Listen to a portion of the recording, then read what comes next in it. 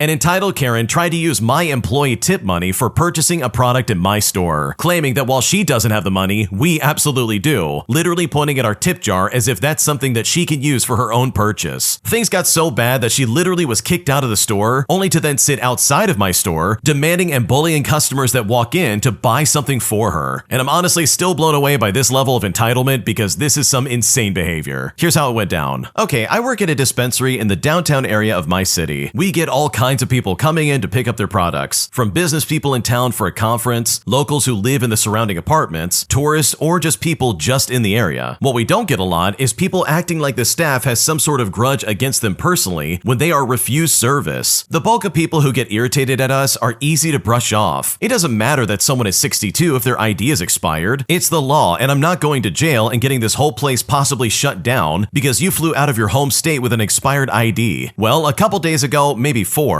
we had a customer come in. At first, she knocked at the front door and then apparently got upset with another customer because we didn't answer the unlocked door while busy. And this was weird, sure, but whatever. She eventually makes it inside. This customer was a new one and she said that she didn't have much money. And it's like, no problem, we have inexpensive options. But with tax, our least expensive item is about $6. She looks at the menu and says, I've only got $1, but y'all have money. I'll just take some of that. Now, I wasn't the one helping this customer, but I was the manager on duty. So at this point, I was definitely listening in. My coworker was helping her, and this was the conversation that followed. My coworker said, oh, well, we don't have anything for $1, and I can't just give away the product. The customer then said, well, you guys have all kinds of money over there and in there. And she then points to our employee tip jars at each register. The employee then says, well, that's not money I can give away. It isn't mine, and I'm not allowed to give any customers money aside from their change. The customer then says, well, y'all got the money, so why don't you just give it to me? My employee then says, again, I can't do that. If you're unable to make a purchase, I need to ask you to leave so I can help the next customer in line. The customer then says, well, I don't see why y'all hate me. You can just give me the item I'm looking for. You don't need to be a jerk about it. My employee then said, ma'am, it's not legal for me to give away anything in this store. We can't dig into tip money to make a sale for a customer, and I'm now just gonna have to ask you to leave. Please have a good rest of your day. For reference, we pull tips for the full day and split among the people who worked that day based on how many hours they were there working. The customer kind of roams around the store, continuing to say things like, y'all got the money, as well as, oh, it's just this small thing. You could just give it to me, you know. She even reaches out to the tip jar a couple of times, pointing at them and saying the money's right there. Now, she did eventually leave, but it also took one of our regular customers, who works security for a liquor store close by, to ask me and the coworker if we would like assistance in removing the customer. So the customer goes outside, but not even a minute later, a new customer came in and told me that she was sitting out front trying to bully people coming in into buying her something inside. I then had to go and stand outside to wait for her to leave the property because her soliciting other customers to buy her something in my store can get my store into just as much trouble as giving away products for free. I told her that I needed her to leave because she was not legally allowed to have someone else buy for her. If we have a suspicion that someone is buying for a third party who's not in the store with them at the time, we are required by policy and law to refuse the sale and mark the customer profile with a note saying they shop for people outside the store. Now, I love the product I work with. It has so many uses and benefits that I always want to support people learning about it and using the plant, but I have to follow the law. It doesn't matter if you're a Hollywood actor, a politician, someone without housing, or a personal friend. You will be treated the same when it comes to the law surrounding the business I'm in. It has no standing on who you are, and instead, it has everything to do with how heavily regulated the industry is. Oh man, that is some serious entitlement right there. The fact that this Karen tried to walk up and be like, I don't have the money, but you guys do, and then points to the employee tip jar is just insane behavior. Like seriously, that's not for you. That's literally not for any customer walking in. And then for her to sit outside and be like, hey, can you buy me stuff inside there? Like literally harassing customers as they walk in the store. That is some serious levels of crazy that I just will never understand. But good for you for putting your foot down and getting this lady off your property, because I can only imagine the trouble you could have easily gotten into. If you like Am I the Jerk, you're probably going to love Am I the Genius. Check it out, link down below in the description. Also, go to amithejerk.com/submit if you would like to submit your own stories. Am I the jerk for packing up my roommate's stuff when she's supposed to be moving out in 3 days? Because after I organized some of the clutter that she definitely is not using, she literally put all that stuff back, demanding that I don't touch her stuff. And at this point, I'm so confused and I seriously don't know what to do. Here's what's going on. Okay, to start things out, I was cleaning the living room and the kitchen, and I put some of my roommate's non-essential stuff in 2 boxes. We're talking stuff like winter boots, a blender she doesn't even use, a bag of soil for her plants, etc. etc. I left the boxes open in the living room so she can see what was in them and add stuff to it if she wanted to. I was cleaning and trying to make space because my girlfriend will be moving in tomorrow, so it will be cramped for 2 or 3 days. I also just wanted to help my roommate because she has lots of stuff and hasn't really started packing yet, which I will admit kind of stresses me out. Well, my roommate didn't say anything, but she put everything I packed back in its original place, even if she doesn't use it, including the box with her winter boots and fall boots. Like, it's the summer, what's going on? Well, I found this odd and I asked her about it, and she said she didn't like me touching her stuff and moving her stuff, which granted, I completely understand, but I was actually trying to help because she's moving in 3 days, and she literally has not even started packing yet. So am I the jerk for trying to help my roommate out? Because right now, I'm not sure if I crossed the line. Okay, no, I don't think you're the jerk at all. You quite literally are just helping her get rid of some of the clutter that, guess what, she's not even using. She doesn't need those winter boots and the fall boots. She doesn't need the bag of soil for her plants. Like, this is stuff that needs to get packed up and out of the way. And you're telling me she's moving in 3 days? Dude, if that was my roommate, I would be losing my mind. I would literally just start packing for her and be like, look, you've got to go. I'm sorry, you're cutting it way too close and I've got my girlfriend moving in. Get your crap and leave. So no, you're not a jerk because what you're doing, in my opinion, is a completely logical move. My controlling mother will text me every single day and then freak out if I don't answer her within 24 hours, even going as far as bothering my boyfriend and calling me at 2 in the morning, berating me for not answering exactly when she wanted me to. And at this point, this is causing me some serious anxiety and I'm honestly so stressed out, leaving me wondering what I should do next. Here's what's going on. Okay, so I've lived abroad for a year now and I stopped sharing my location with my mom this winter. I went out during a snowstorm as I had an appointment that I couldn't cancel, and my mom would be aware because she would track me on the map. Well, long story short, my car got stuck in the snow and I had a panic attack. The real one where you think you're going to die. All because my mom wouldn't stop calling and messaging me even after I told her to stop. She also called my boyfriend who was away and stressed him out. This small event kind of traumatized me because I realized I wouldn't have been that panicked on my own and that my mom was the only source of my anxiety. Since I stopped sharing my location, she texts me every day to see if I'm alive. And if I take more than 24 hours to respond, she will double text me and then just guilt trip me. Yesterday, she called me at 2 o'clock in the morning because I took 24 hours to answer. Then she proceeded to play the victim card because I was pointing out how crazy she was acting. At this point, I'm afraid and I don't want my issues with my mom affecting my relationship. I try to set boundaries, but she simply won't listen. And I realized that moving far away wasn't the answer. What should I do? Okay, honestly, in my opinion, if I was in your shoes, I would tell her one last time exactly how things are going to be, and then I would leave it at that. If she wants to overreact and freak out over the dumbest stuff, then congratulations, she can do that. That is not something you're obligated to endure in any kind of way, because I don't care who you are. This is not a healthy relationship and you do not need this from anybody. So personally, she either needs to learn how to handle boundaries of some kind, or else this is a relationship that will simply not work out, because the way she's acting is kind of insane. My girlfriend said that she would rather go on vacation without me if I don't pay for everything. And after she said this, it's left me feeling really jaded and honestly not sure what to do, because this comment truly blindsided me. Here's what happened. A couple weeks ago, my girlfriend and I were talking about things to do for the holiday weekend. I brought up the idea of a staycation, and she countered with going out and spending the night in another city, and I told her that sounded like fun. Well, here's the thing. We had that conversation when I was in the process of moving, and that move cost a lot and set me back financially. I will be fine by the next paycheck, but I also want to avoid any big purchases and save up for a bit. I told her this indirectly days ago, but yesterday, because the trip is coming up, I told her I wouldn't be able to pay for the both of us on this trip if we wanted to do everything that she wanted to do. I said we can budget the trip more and I can pay for it, or we can do what she wants and she would have to pay for a couple of things. Now, her response was for me to stay home and she will just go by herself. I told her I don't mind paying more than my share of things, but she insisted on me staying home. She said that if we had to split things, it would feel like she's on a trip with her homegirls. She said she thought I would cover everything and that this would be a romantic trip, and I thought it would be an opportunity for new experiences outside the city. So why would she feel this way? I understand the trip wouldn't be a romantic vacation where I'm paying for some elaborate trip, but I see this as an opportunity for new experiences with each other outside the city. Even if I can only pay for the majority of the trip, I would think that she would rather that than just wanting to stay at home entirely. It feels like unless I pay for it though, she just doesn't want to do it, and I honestly just don't like the feeling of that. What should I do? Okay, so your girlfriend is basically treating you like an ATM. That's basically what I'm hearing right now. This is so unbelievably selfish, it's not even funny. Is she really saying, oh, it's not gonna be the same if I have to pay for anything? This was supposed to be romantic, not a trip out with my girls. And it's like, dude, are you made of money? She's being so selfish right now, it's honestly a big red flag in my opinion. Because what she's saying right now is, oh, if you're not gonna pay for me, then I have no use for you. I'll just go by myself instead. And that is so toxic and just so unkind. So truly, this is a huge red flag I would not ignore because this is a very telling sign of her character. Because from the sounds of it, she only sees you as someone who can give her a romantic trip instead of someone she wants to have a relationship with. Am I the jerk for not offering hospitality to the contractor I hired after he ghosted me, insulted me, and then did a really crappy job with my repair? Here's what happened. Okay, so I hired a contractor to install a system in my house. During the first heat wave, it broke down and started leaking due to poor insulation. So I reached out, but he was flaky, said he'd come in 2 days, and then ghosted me. I waited at home all day and he just never showed up, but I kept following up. I stayed polite, I said I understand it was a busy time, and I just asked for a firm appointment. I even sent videos of the issues to help him avoid unnecessary trips. A simple reschedule message would have been fine, but instead I got silence. When we finally came, he said the fix would take 30 minutes, but he didn't bring the right materials, even though I had described the issue clearly. And so he had to return the next day with a coworker. At first, I stayed nearby, but they seemed annoyed, so I gave them space. Since the system was installed before the walls were painted, some new work exposed an old patch. I asked if he could touch it up. I mean, I had a paint and brush ready, but he refused. I asked if I could use his ladder to do it myself, and he agreed, so I quickly painted while he worked outside. Well, while I was painting, I overheard him loudly telling his coworker that my partner was a lazy guy, and I guess he said this because my partner didn't offer help. Now, my partner didn't hear it, but I absolutely did. I was annoyed, but I stayed cool. After they finished, I pointed out 2 things. The system wasn't sitting flush, and a side cover was missing. He brushed off both of those things and said it wouldn't affect performance. Then he suddenly called me picky, asked if I was a first-time homeowner, and said he'd never come back, even though we were under warranty. He then ended with a sarcastic comment. Thanks for the hospitality, clearly upset that I hadn't offered him water. Now, I usually do offer water to professionals who are respectful, but after being ghosted, insulted, and left with a sloppy job, I honestly didn't feel like it. So I need to know, am I the jerk for not offering hospitality to someone who made me uncomfortable and acted unprofessionally in my home? Also, is it not acceptable to ask contractors questions? What should I do? Okay, this guy's a complete jerk. He ghosted you, he gave you a bad attitude when he finally showed up, and then he did a crap job only to then be like, oh, well, thanks for the hospitality, you never gave me water. And it's like, dude, I give water to people who are respectful. Like, this guy clearly sucks at his job and is trying to be like, oh yeah, I don't want to do this. I'll never come back here ever again. And this is just my opinion, but if someone's giving me that kind of attitude and they're literally giving me the runaround when it comes to repairing an issue, I would happily find a new contractor. Like, there's no way in the world I would ever deal with that. I would complain to whoever I need to complain to, and I would just say that this guy was super unprofessional. So no, this guy did not deserve any hospitality because you know what? He never gave you any in return. And that, on top of everything else he's done, definitely discredits this guy from getting anything from you. Am I the jerk for not wanting to go to work tomorrow after my mom, who's also my manager, sprung it on me last second that I would be working a full day tomorrow? Because right now I'm very frustrated and I seriously don't know what to do. Here's what's going on. Okay, to start things off, I was told on Tuesday of this week that I would be working Thursday, Saturday, and Sunday. I have this in a text message so I know I'm not just forgetting a day. For some background information, my mother tells me my schedule as she is my ride to work and my manager. I don't have access to my schedule physically or digitally, and I've now been informed that I'm not written on the schedule anyways, and it's probably because I only work a couple days a month, and that's usually decided in the week beforehand. I've never had a reason to need one as my mother decided when I work anyways. I show up to work on Tuesday, I work the full day, looking forward to my next day off. I then hear my mother mention to a coworker that I would be coming in the next day. In the car ride home, I bring it up simply asking, well, wait, I'm not working tomorrow, am I? But it's there that she says that I am. But I respond back by saying that she hasn't told me that I will be working. I even show her the text stating my work days, and she says I will go anyways. I then tell her that I won't be going. I wasn't given any notice, and the notice I did receive was because I had overheard and asked. I know that in most scenarios, this would seem like I was the jerk, because you should be responsible enough to check the schedule, but later on, just like I mentioned earlier, I would find out that my name isn't on it at all. She even had the nerve to say, well, you should have just checked the schedule, knowing full well that I wasn't on it anyways. I did end up attempting to work and working my full hours, but I still think it's unfair that I would not have been informed. And knowing my mother, if I had not set an alarm or shown up, she would find a way to try and blame me. And this isn't the first time she sprung it on me that I'm working the evening before I've had to work either, but this time it has frustrated me way more. I would also like to point out that I fold laundry in a hotel. There really was no urgent need for me to be there 4 days in a row, given that I usually only work 1 or 2 a month. I was probably overreacting by threatening to not go, but also I feel as though if my manager wasn't my mother, this would have gone down differently. So seriously, am I the jerk here, or or did I do something wrong? Because right now I'm very frustrated. No, I don't think you're the jerk at all. This really is incredibly annoying. Seriously, it doesn't matter if you're like only on the schedule a few times a month, or if you're like a regular employee. You want to know your schedule ahead of time so you can plan properly. And so for your mother, who also is your manager, which by the way, that really sucks, to sit there and be like, oh yeah, you're working tomorrow. Like that would really piss me off, especially if you're not planning on working tomorrow. Like at least give me a better notice than that. Like what if you had like a doctor's appointment or like a trip planned for that day? That is so unfair for you as the worker. It's not even funny. Also, it is so stupid that you're not on the schedule itself. You should be on there just like anybody else, especially if she's coming up with a cop-out excuse of being like, well, you should have checked the schedule. It's like, dude, I'm not even on it. What are you talking about? So no, you're definitely not the jerk because this is a very annoying scenario, and I don't blame you for being frustrated. This next story came from the Am I the Jerk subreddit, and if you would like to submit your own stories, check the links in the description. We would love to hear what you have to say. Am I the jerk for thinking about ending things with my boyfriend, all because his mom won't accept me after a year of me trying to get to know her? Because right now I feel very left out and I don't know what to do. Here's what's going on. So my boyfriend and I have been dating for over a year now. For reference, I'm a 26-year-old female and my boyfriend is 29 years old. Things between us are good. He's kind, thoughtful, and we get along really well. The only issue is his mom. From the beginning, I felt this quiet tension whenever I'm around her. She's never outright rude, but the passive-aggressive comments, the way she barely acknowledges me, and the constant comparison to his ex, who she still gushes about, have made it really hard to feel welcome. Now, I try. I bring food when I visit. I've gone out of my way to attend family gatherings, help clean up, offer to help in the kitchen, but nothing seems to make a difference. She keeps me at arm's length, and sometimes I wonder if she's hoping that we'll break up so he'll go back to his ex. My boyfriend says that she's slow to warm up, but it's been over a year. I feel drained trying to win someone over who clearly doesn't want me there. I've thought about ending the relationship not because I don't love him, but because I'm not sure I can handle a lifetime of being treated like a stranger by someone who's always going to be in his life. What should I do? Oh man, this is really weird because like you said, it's been over a year. You would think there'd be some kind of progress in some kind of way. Like seriously, what's wrong with this lady? Why is she going so far out of her way to be mean to you? And yeah, this is some passive-aggressive garbage right here. You're literally doing all the work when it comes to like making a connection, and she's doing literally nothing. Meanwhile, it seems like your boyfriend's kind of useless here. He's not doing anything to be like, Mom, please be kind to her or something like that. Instead, he's just kind of sitting on the side and being like, oh yeah, she's slow to warm up to you. So seriously, I don't blame you for feeling this way, because I know if I was in your shoes, I would feel the same way as well. Am I the jerk for blowing up at my brothers over a $13 Mother's Day gift? Because after dealing with their spoiled behavior for so long, I finally have reached my breaking point, and now I seriously don't know what to do. Here's what's going on. I'm a 25-year-old female and the eldest of 5, and I was raised by a single mother who placed all her expectations on me because I'm the oldest daughter and because that's just how things are in our culture. I was expected to help raise my siblings and be responsible, so I did exactly that. I learned life skills early, I did well in school, and graduated with Latin honors. My brothers, especially the twins, both 24-year-old males, had very different experiences. Clearly, they were the favorites. My mom didn't expect much from them, and she would laugh off their bad behavior and even used her connections to get them out of doing certain things. They constantly bragged about cheating or paying others to do their schoolwork, and it was all treated like a joke. When it came to the family business, I stepped back because they seemed more invested. I chose to go to medical school instead, which has been financially tough, but also something my mom always dreamed of for the family. Despite being in medical school full-time, I'm still the one that she leans on when problems come up, even though they are literally the ones running the business. I help out when I can, but I've told her repeatedly that they should be handling it. But then came Mother's Day. My mom was visiting me in Manila, so I planned a surprise in advance. I bought a cake, a gift, and a huge bouquet worth about $107, all paid for up front. 2 of my brothers, namely Mark and John, were with me, and they agreed to chip in for the cake and the gift, meaning that they would only have to pay $13 each. Now, separately, I coordinated with my mom's boyfriend, who wanted to contribute too. After the surprise, he sent me $180 to cover the bouquet, and also added a little extra as a thank you and to help me out with school. Now, because of this, I didn't follow up with my brothers for their share and just considered it settled. But on actual Mother's Day, when she was back in the province with the boys, Mark called to ask if there was leftover money from the bouquet that they could use for another gift. I told him the money had been given to me directly for the bouquet and to help out, and if they wanted to get her something else, we could all chip in again. Well, that's when he blew up, calling me selfish and saying I never should have asked them to contribute in the first place because I have way more money. And at this point, I was livid. I told him if he's broke, it's because he doesn't know how to handle money. I worked my butt off for 2 years before medical school to save up money. They have nothing to show for their choices, but somehow always have money for gambling, vapes, and girlfriends. But of course, not offer a $13 gift for our mom, I told them they're failures because they've never actually taken anything seriously. No drive, no accountability, no goals, and that they will run the family business into the ground. Well, now they're upset, saying that I'm a jerk for throwing all of this in their face. And my mom says that I'm a jerk for not understanding their situation. I know their capabilities are limited due to their upbringing, but they're adults. Shouldn't they at least learn how to save money? So seriously, am I really being a bad sister, or is this seriously not my problem? Because right now I'm incredibly pissed off. No, this is not your problem at all. Your brothers are 24 years old. If they can't handle $13 for a gift, then my God, they've got some big problems in their life. So I know if I was in your shoes, I would stop helping my brothers out. I would let them fall on their face and let them figure their lives out on their own. Because clearly they're going to take advantage of you no matter what.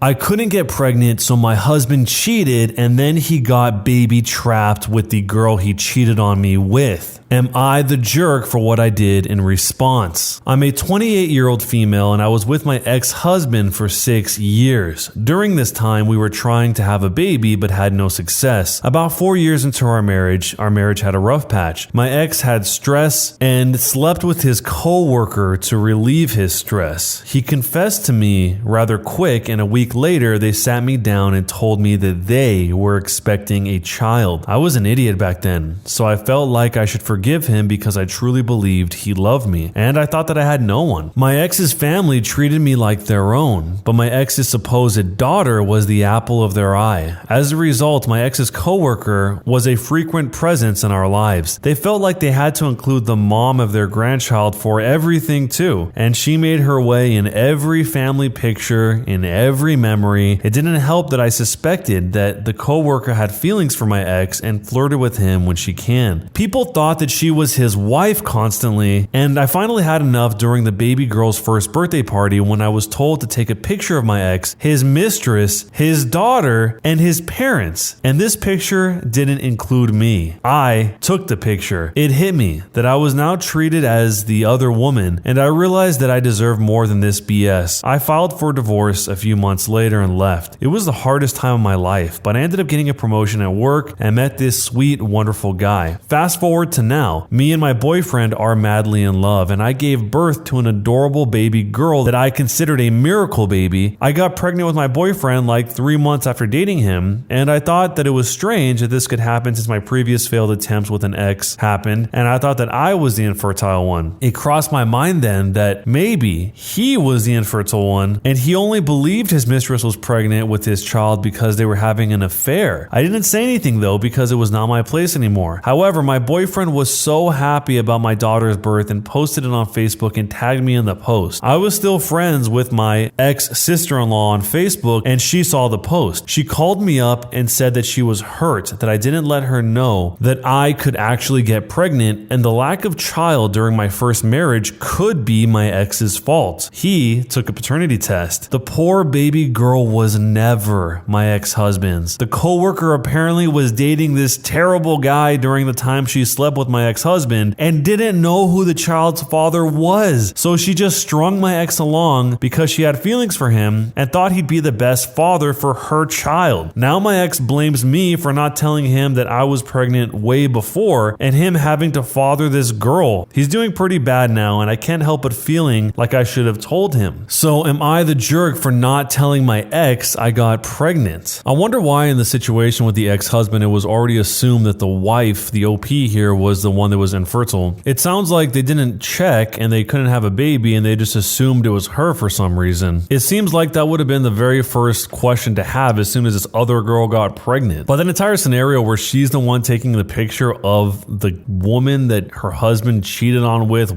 the husband and the baby and the family, that sounds like a nightmare. I can't believe it lasted all the way up until that point before she finally got out, but that whole entire situation sounds like a straight up nightmare. The OP said, my ex-husband and his family were my family and close confidants for a large period of my life. We were pretty close and I promised to keep in touch after the divorce, which they were super upset about. I really couldn't after everything that happened between us. They're now super pissed at me for the divorce and being complicit in my ex taking on the expenses of his not daughter and forming a paternal connection with her for longer than he should have. So even after the divorce, the ex-husband is still blaming her for him wasting more time and money on a kid that's not even his, but he's the one who cheated. So it makes no sense why he's still throwing blame at her even after this whole relationship is long over. So what would you do in this situation, and jerk or not a jerk, and why? Am I the jerk for refusing to sign anything while my eyes are blindfolded? Ever since I got out of the hospital for chronic problems, my husband has been introducing me to some games every evening. One game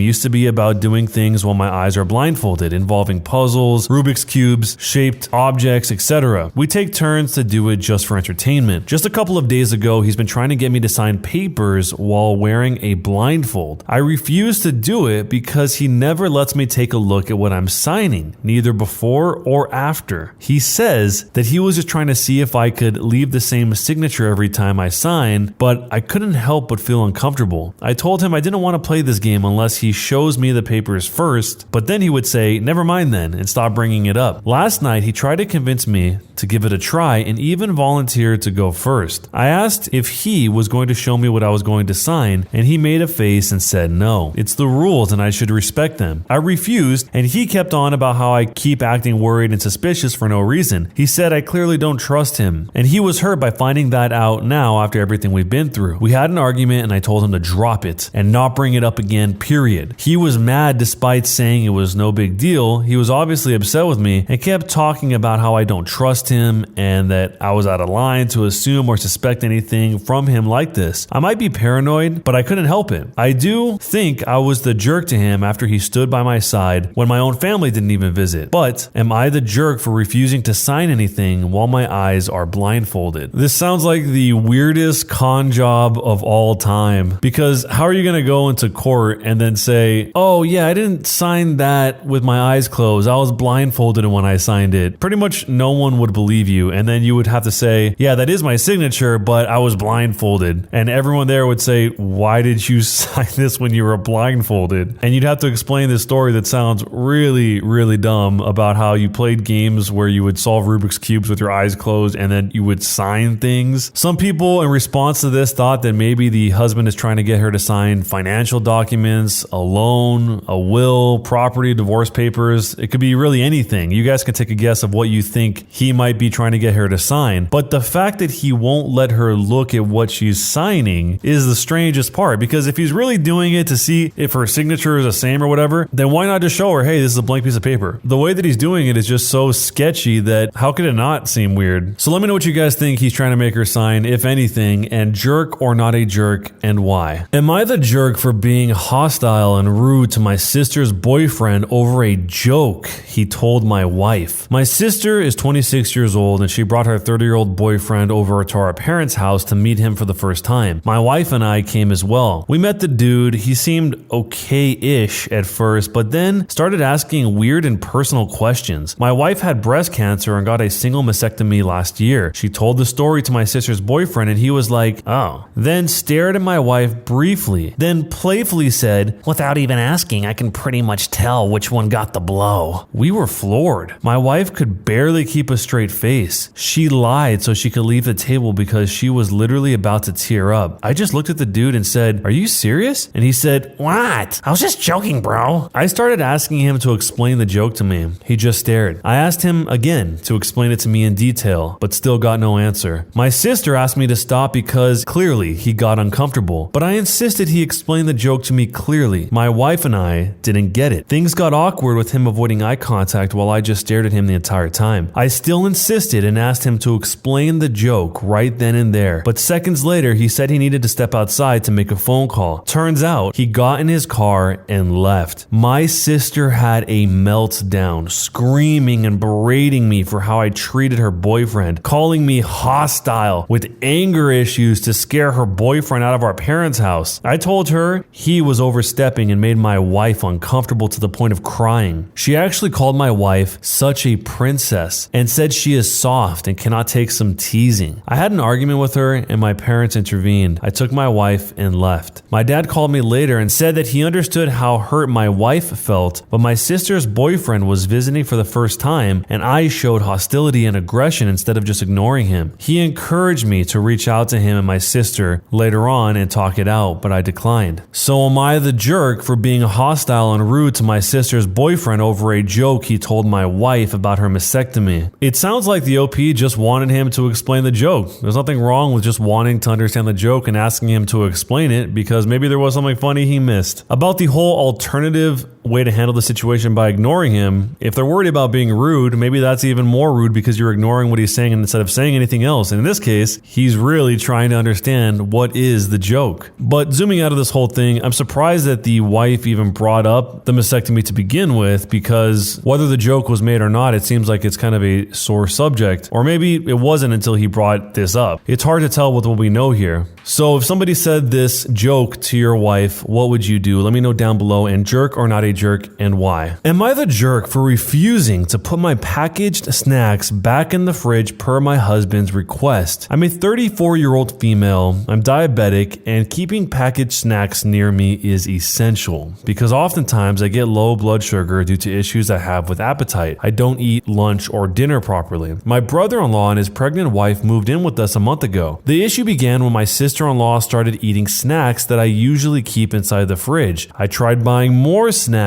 but sometimes they run out and I end up drinking water mixed with sugar in the middle of the night because I don't have anything else to eat and my husband won't go out to the store and get me anything. I told my husband and he told me to be patient with his brother's wife because she's pregnant and is considered sort of sick, so she needs to be cut some slack. I've had it, to be honest. I moved all of my snacks into the bedroom and inside of a box just to keep them safe. My sister-in-law said it was strange that I no longer buy snacks, but I told her that I actually still do. I just keep them safe in my room so that no one can touch them. She side-eyed me. Then an argument ensued after my husband and his brother came home. My husband berated me for being rude to my sister-in-law and childish for moving the snacks and keeping them in the bedroom. I told him why I did that though. He knew what was up, but he said I overreacted and that there was no harm in sharing. He demanded that I put whatever snacks I have back into the fridge and stop acting like a child, but I said that I won't. And if his sister-in-law and her husband get upset, then they need to understand that I am diabetic and I need those snacks essentially. He yelled in my face, calling me childish, and then he walked out. Both my brother-in-law and sister-in-law are cold shouldering me, and my husband keeps pushing for me to put the snacks back into the fridge where they belong, or he won't speak to me as well. So am I the jerk for refusing to put my packaged snacks back into the fridge per my husband's request? So the obvious first question is, why doesn't the pregnant wife or the OP's brother-in-law, the pregnant wife's husband, just buy their own snacks? Why is there a necessity that everyone shares the exact same snacks? That makes no sense. And then the pregnant sister-in-law is asking, hey, did you stop buying those snacks? I want to eat those snacks. Then why don't they just get the snacks? This is such a strange, petty situation with the OP being the one who legitimately needs it the most, assuming, of course, that the pregnant sister-in-law has other food and they're not just completely relying on these snacks to survive. In most cases, snacks are a convenience thing where it's you want food right then and there, you get a little snack, you have it, but as long as they have access to regular food, there shouldn't be anyone taking away these essential snacks from the diabetic person in the house. You can almost feel the panic in the way that the OP is writing because it seems like nobody is willing to understand or relate that she legitimately does need these snacks around. But let me know what you would do if you're in this situation, and jerk or not a jerk, and why. Am I the jerk for kicking my sister out of the house at night because she threw away all of my food? I seriously can't believe this is a thing, but my parents are upset at me. My sister and I grew up together, but aren't very close. It wasn't really from any drama. We didn't have a big fight to cause distance, but rather just have opposite personalities and interests. If I had to describe my attitude towards my sister, it would be apathetic love. Like, she's my sister, so I want her to be healthy and be happy, but we just unfortunately don't hang out, call the chat, etc. She recently received an opportunity to interview for a job near our hometown and reached out to see if she could stay with me for a week. My mother was ecstatic that my sister might be coming home finally. She moved across country right after college and hasn't been back in almost 10 years except for Christmas. She spends Thanksgiving with her in-laws or the one-off birthday/business trip/vacation. I was more than happy to open up my home, thinking that we could maybe bond or deepen our relationship. It was all kind of awkward, but nothing horrible until the third night. I came home from drinks with my friends around 10 p.m., went into my kitchen for a snack, and realized that almost all of my food was gone. I am not even exaggerating. I swear 90% of my pantry was just gone. I asked my sister and she told me that she was shocked I ate anything with preservatives and anything unnatural in it, and that I was, quote, poisoning my body. So she took it upon herself to throw away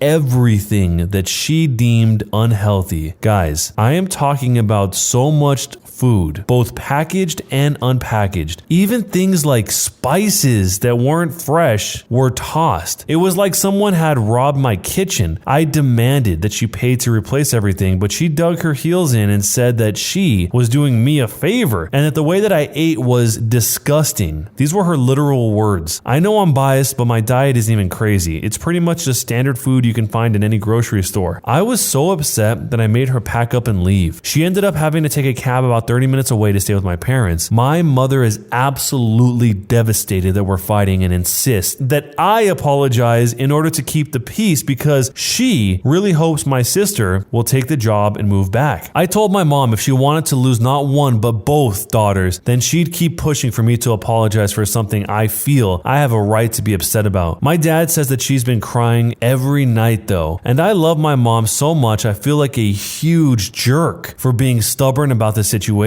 So, am I the jerk for kicking out my sister from my house at night because she threw away all of my food? It is wild that people actually do this, that somebody would be a guest in your home and then take it upon themselves to just either destroy, remove, or change anything about that house. I feel like some people have the complete opposite approach where they don't even want to touch anything to put anything out of place because they know it's not their home, and other people make themselves so at home that they will just do something like this. And there was actually an update to this where she answered a few questions. She did say that she did invite her sister to go out for the drinks with her, but she declined, saying that she didn't like going to dive bars and wanted to stay sober because it was a work trip. So she said that she respected that decision, but she went out anyway because it was her girlfriend's birthday. And when the OP actually did the math to calculate how much food was thrown away, it was close to $1,000 worth of food. Everything from dried pasta, ground beef, pre-cut veggies in a container, juice, canned soup, rice, chicken broth, leftovers, and even bread because it was white bread. I always wonder in situations like this, how did the sister expect the OP to react when she saw all of this? Did she think that she was really going to come home and say, "Oh wow, thank you so much for throwing away $1,000 worth of food. I was meaning to do that, but I just didn't get around to it. So thanks so much." It almost seems like the sister did that to start something like this or to push as far as she could. But let me know what you would do if you came home and someone threw away about $1,000 worth of your food, and jerk or not a jerk, and why. My entitled sister burns a bridge with me in an unexpected way and then wants me to maintain her and her unborn baby's needs. I'm a 27-year-old female and I moved to the United States almost 7 years ago, and I have two half-sisters from my father's side, all from different women. We used to be very close, and despite both of them being illegitimate, I shared with them part of what little inheritance I got from my grandparents. They never recognized them and left them nothing. 2 years ago, my sisters also moved to the United States. The middle sister, who's 28 years old, Mary, got a company to host her with a work visa. The eldest sister, Karen, who's 30 years old, got a student visa and moved in with me since I was already working and earning a good salary. The arrangement was that I would pay bills and she would get a job at the university since she is not allowed to work outside, and that was her spending money. I would cover all bills and food. The only thing I asked was to help with some minor chores. I have a dog and a cat, and I told her she still had no responsibility while she had school and work. It was fine since I work from home, but I have a step family that helped me maintaining my home, mostly because I'm the free babysitter for them. Pretty sweet deal for a student, right? Well, apparently that wasn't enough. While she was in school, Karen met Ken. I knew Ken from the time I went to university. He is a creep, but I thought harmless. Karen was head over heels for him. I warned her Ken had a bad reputation at the university, but she didn't care. She's a big girl, so I let it be, with the only condition that Ken was not allowed in my place. Well, COVID hits and my hours were cut. Karen's school goes on pause and she loses her campus job. Because of all of this, we moved into a smaller apartment. I took a second job and did some freelance on the side. Needless to say, I had no personal life. I am dating someone, but he was also swamped with work and bills, so we barely met each other. During this time, Karen and Ken apparently got closer, and he began to appear in the apartment. Karen was not a part of my lease, but my landlord was very understanding. Ken began making really inappropriate comments about me. I'm not a beauty queen. I just look a bit exotic, as Ken put it. I'm mixed race from the Caribbean, so I have a bit of everything, and somehow it all shows. Karen looks more like our father. He was of European descent. In all honesty, Karen is more attractive. I only look foreign in this little intermountain region city. Ken would go out of his way to touch me, and it was just invasive. I managed to just keep in my room when he was around or use the excuse that my pets needed a walk. I didn't know exactly why, but Karen kept pushing for me to spend time on my own with Ken. She said, "It'll be good for you to bond with your future brother-in-law." They had only been dating 7 months at this point. Whatever, I didn't care. I just found excuses to avoid it. In November of 2020, I got a better position in my main career job, so I was able to quit my second job and have more me time. I reconnected with my friends, and one of them asked me if I was okay. I asked why, and he told me that Ken had been saying he was very close to getting me for personal time. I was not okay with that idea, and I very loudly said I'd rather be hit by a train than do anything with Ken. Since I'm in a small city in the Intermountain region, the kind that most people in the same area know each other, a lot of people had text messages or creepy stories to tell me. That was it for me. I went home and demanded an explanation. They didn't deny it.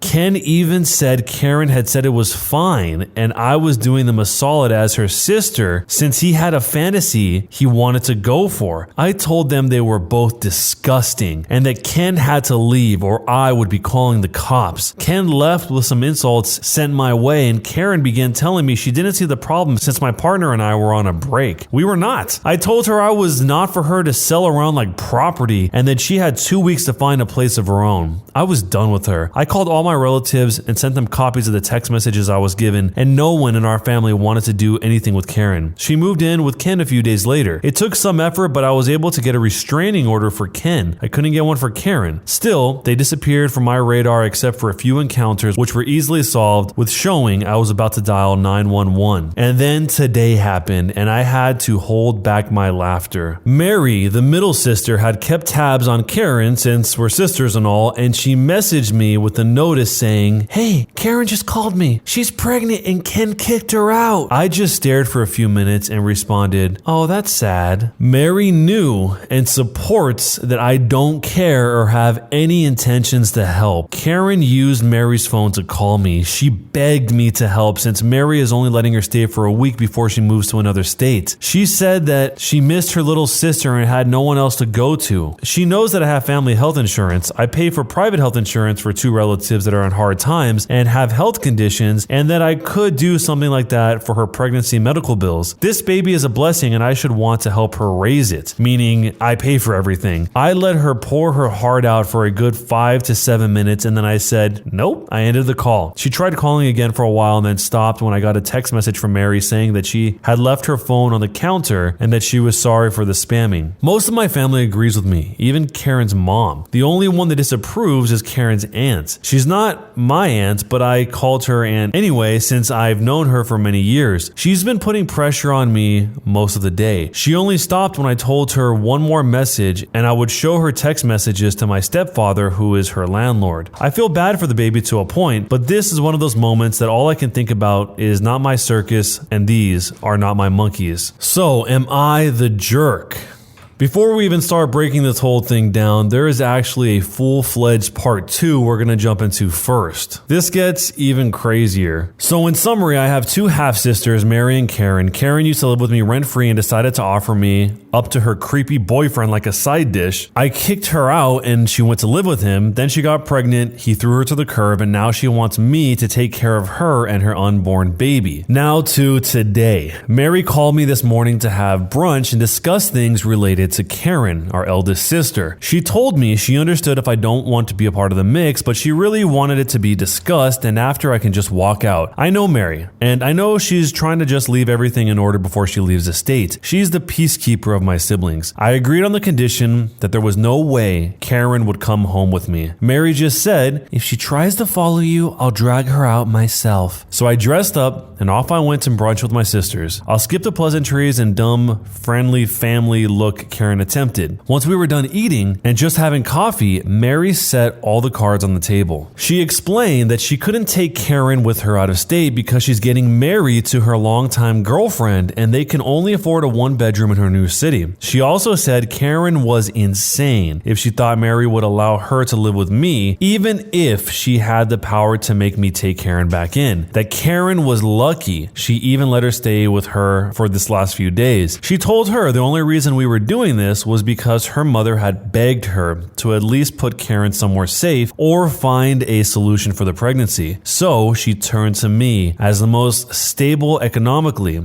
if there was anything I'd be willing to help with. I might be a jerk for this. Feel free to roast me. But I basically said I would only give money for 3 things. Number 1, a termination and a hotel room while she heals from it. Number 2, a ticket back to our home country so she can live with her mother or aunt and get free healthcare. Or number 3, a ticket to our eldest brother's home country so she can live with him because I know he will take her. I also said she had the option to put the baby up for adoption, but I would not be offering her a place to stay or a way to get medical care out of my pocket. I gave her some links to nonprofits she could use. Karen started crying, saying I was trying to take away her baby and being a bad sister, that a good sister would open up her home and help care for the baby, that I never deserved to have the money that I have. Most of my money is from inheritance on my mother's side of the family, so I'm not sure how she would have gotten anything, that I was spoiled by my mother because she had money. We did, because after our father left my mother and I with nothing, she made a company from scratch. She kept babbling and making a scene, then she said something that actually hurt me. You are just mad because you'll never get pregnant. Yes, I happen to be infertile. No, I can't get treatment for it. It is what it is. I already accepted it, but it still hurts. Mary knew this was a low blow for me and basically told Karen one more stupid word like that and she'll be sleeping in the street tonight. I didn't cry or anything. I just stared. Karen stopped her crying, muttering, and seemed to get an idea. She looked at me straight and told me to adopt her baby. I laughed at that and told her she was insane if I thought I would adopt her baby. I don't want her in my life, let alone her ex. I don't blame the baby, but I have absolutely no intentions to be a part of the child's life. I was about to go off on Karen for even thinking I would consider that as an option, but Mary stopped me in time. She simply said to Karen, you have these options she gave you. Here are mine. You can get a termination or you can go back to home country. Either way, you cannot stay here. You are not legal and your immigration status affects us if you were to live with us. I could lose my job and OP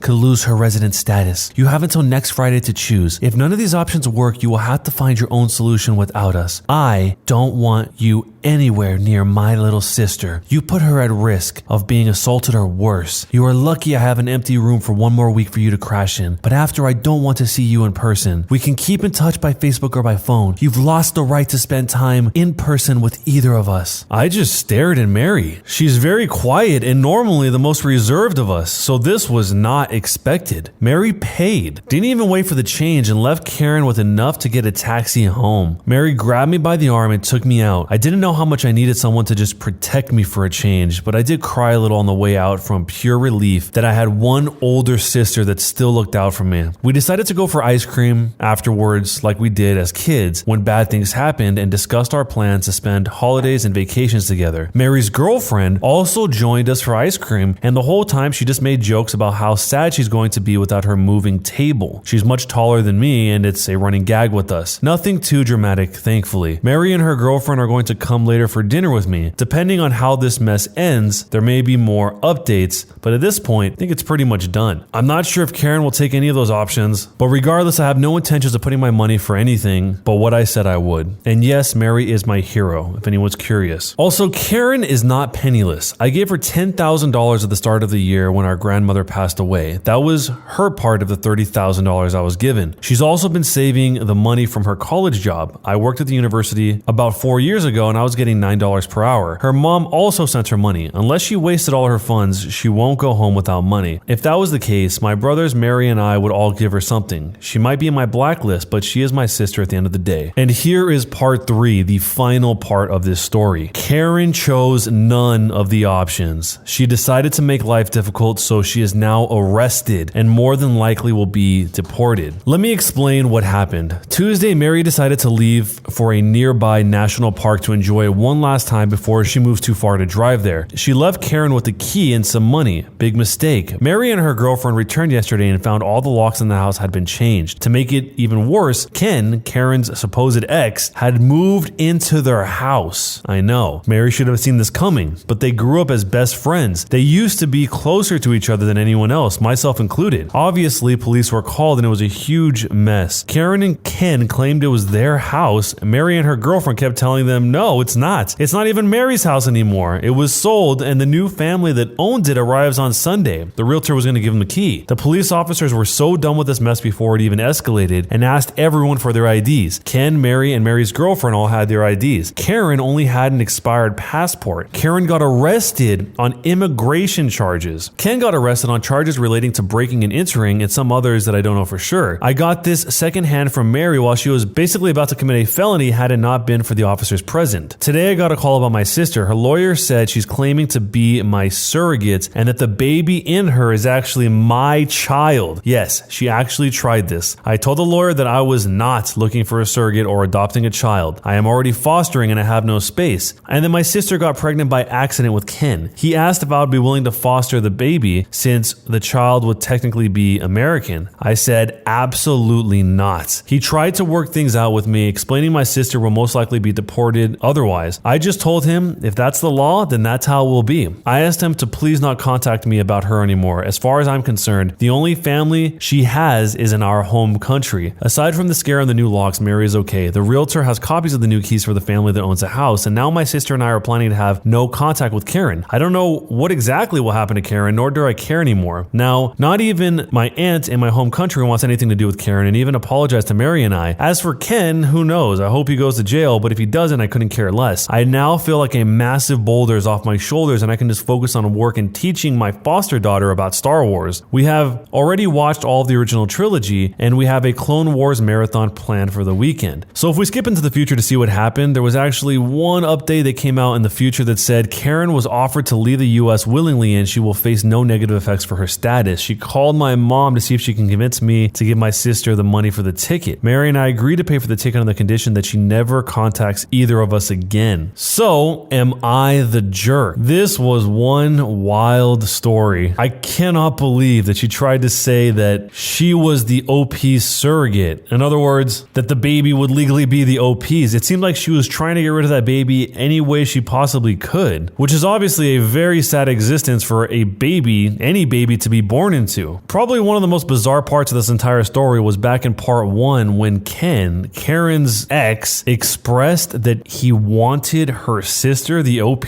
and Karen was just okay with it. So Karen gets pregnant and then he says that he wants the sister and she just says okay and offers the OP up on a platter for her boyfriend. The exact line said, Ken even said Karen had said it was fine and I was going to do them a solid as her sister since he had a fantasy he wanted to go for. And this fantasy, I'm assuming, has something to do with her ethnicity because she made it a point to explain that Karen had more of a European descent and she had more of a mixed Caribbean descent. I mean, there's got to be a deeper explanation there, something that we're not seeing through any of this. There was no mention that this is something that Karen had done habitually in the past or an explanation of why did Karen think that the OP would be okay with this or why did she think it would be normal. The OP just seemed shocked. I mean, she said that she told them they were both disgusting and they Ken had to leave in that moment or she would call the cops. So clearly this surprised the OP. It wasn't something that she knew, oh, Karen's just like that. But that was pretty much much the point of no return, because after that, she was still sisterly to Karen. She was saying she would pay for her ticket, she would help her in these other ways, but she totally put her foot down. Because if you remember way back at the beginning of part 1, she actually said her one condition was don't have Ken be there, and then Ken ultimately ended up living there, even though she already thought of him as a really creepy guy before her sister even met Ken. So let me know what you would do in a situation like this, jerk or not a jerk, and why. My family found out I am rich, and now they are demanding that I pay for a $35,000 vacation after I've already paid off all of their mortgages on their houses. To start, I'm a 46-year-old female. I'm married and I have 3 kids. 10 years ago, we came into money. A lot of money. I worked hard in my specific field, which earns a lot. I had done some smart investments and they have paid out. I have steadily been adding to my bank account for these years. My husband considers this my money. We don't have a prenup, hence I will talk as it's mine. When the first payload came in, I did what my husband and I always discuss if we would have the money. We paid off the mortgage, I bought a new car, and I managed to buy a nice house in our favorite holiday destination. We rent this one out to a very nice family for most of the year. We set up college funds for our children, each an equal amount, which should be enough to pay for 5 years. If there is money left from the fund, the children can use it as a down payment on their own house or apartment. When the money kept coming in, thanks to investment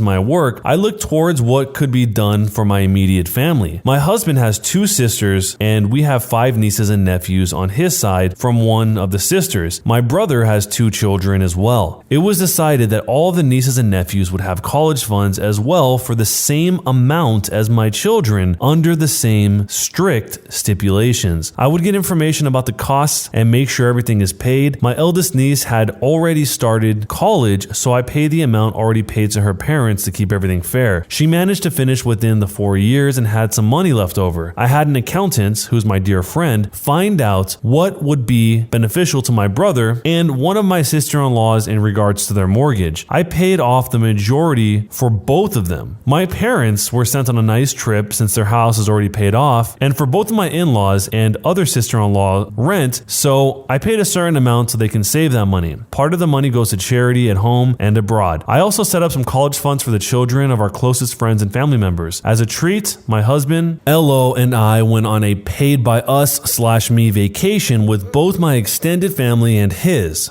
Now, at this point, everyone is very grateful. However, one of the sister-in-laws always has a need to be in the spotlight, or that one or all of her children need to be. She's nice to my face, but I know for a fact she has been bad-mouthing me, making passive-aggressive remarks about me and my work and my person, but always in such a manner that you would be the B/jerk if you would say something. My usual tactic, and one that always works, is play the innocent/dumb one and nitpick what she says. I have managed to shut her up many times without being classified as a B. So, the past few years, my sister-in-law has been hinting that I should pay for a very nice, all-inclusive resort holiday for her and her family abroad since I have the money. Note, they have money saved that would have initially been used for the college funds of their kids, money that has barely been used. The pandemic hit and she has been silent. She and her husband took and still take it very seriously. Now the restrictions are mostly lifted. She had a birthday party for her and her son since her son really wanted to have a birthday party. No biggie. We show up with a gift for her and her son and all is well. Birthday boy got a voucher to buy a tent or the camping gear he wanted. My sister-in-law got a voucher to use whatever way she wanted. I added some sunscreen, drinks, and such as I knew she wanted to go on a holiday of some sorts, or so we thought. She asks what are our holiday plans. We say that we won't be crossing any foreign borders, stay in our home country, but we booked a cabin somewhere for a week. Very nice, not luxurious or anything. We would still need to cook and do the grocery shopping. My sister-in-law starts the, "Oh, how nice" routine. We are still thinking about what we want to do. My lovely husband and I both have an inkling what she's hinting at, but we start spouting ideas in the hopes of avoiding tragedy. We have family at one place. Maybe they they could stay there for a weekend or so. There's a campsite somewhere else with entertainment for children of various ages. Then it comes. She shows us something she found on the World Wide Web, and to be honest, it looks amazing. Not too luxurious, but still very nice. All-inclusive water park for the kids, spa center, the whole shebang. Price tag for a family of 7, $35,000. So my husband says, that's a lot, but is glad they saved so much to do this. My sister-in-law goes, oh, we don't. We thought you would be paying as my birthday gift. Say what? People, she just told us what she was looking at. No, scratch that. She expected me to give $35,000 as a gift for her birthday just because I have the money. She goes on that I earn enough, and their family and our godson and the other nieces and nephews have been promised already, and so forth. We all sat stunned in silence. Birthday boy and 2 of his sisters even look up to see what we would say while we were playing with our little ones. My husband just started laughing, thinking it was a joke. My father-in-law just sat there and looked on, and I did a seemingly very good impression of a fish. No, my sister-in-law was dead serious. You have the money, you can just give it.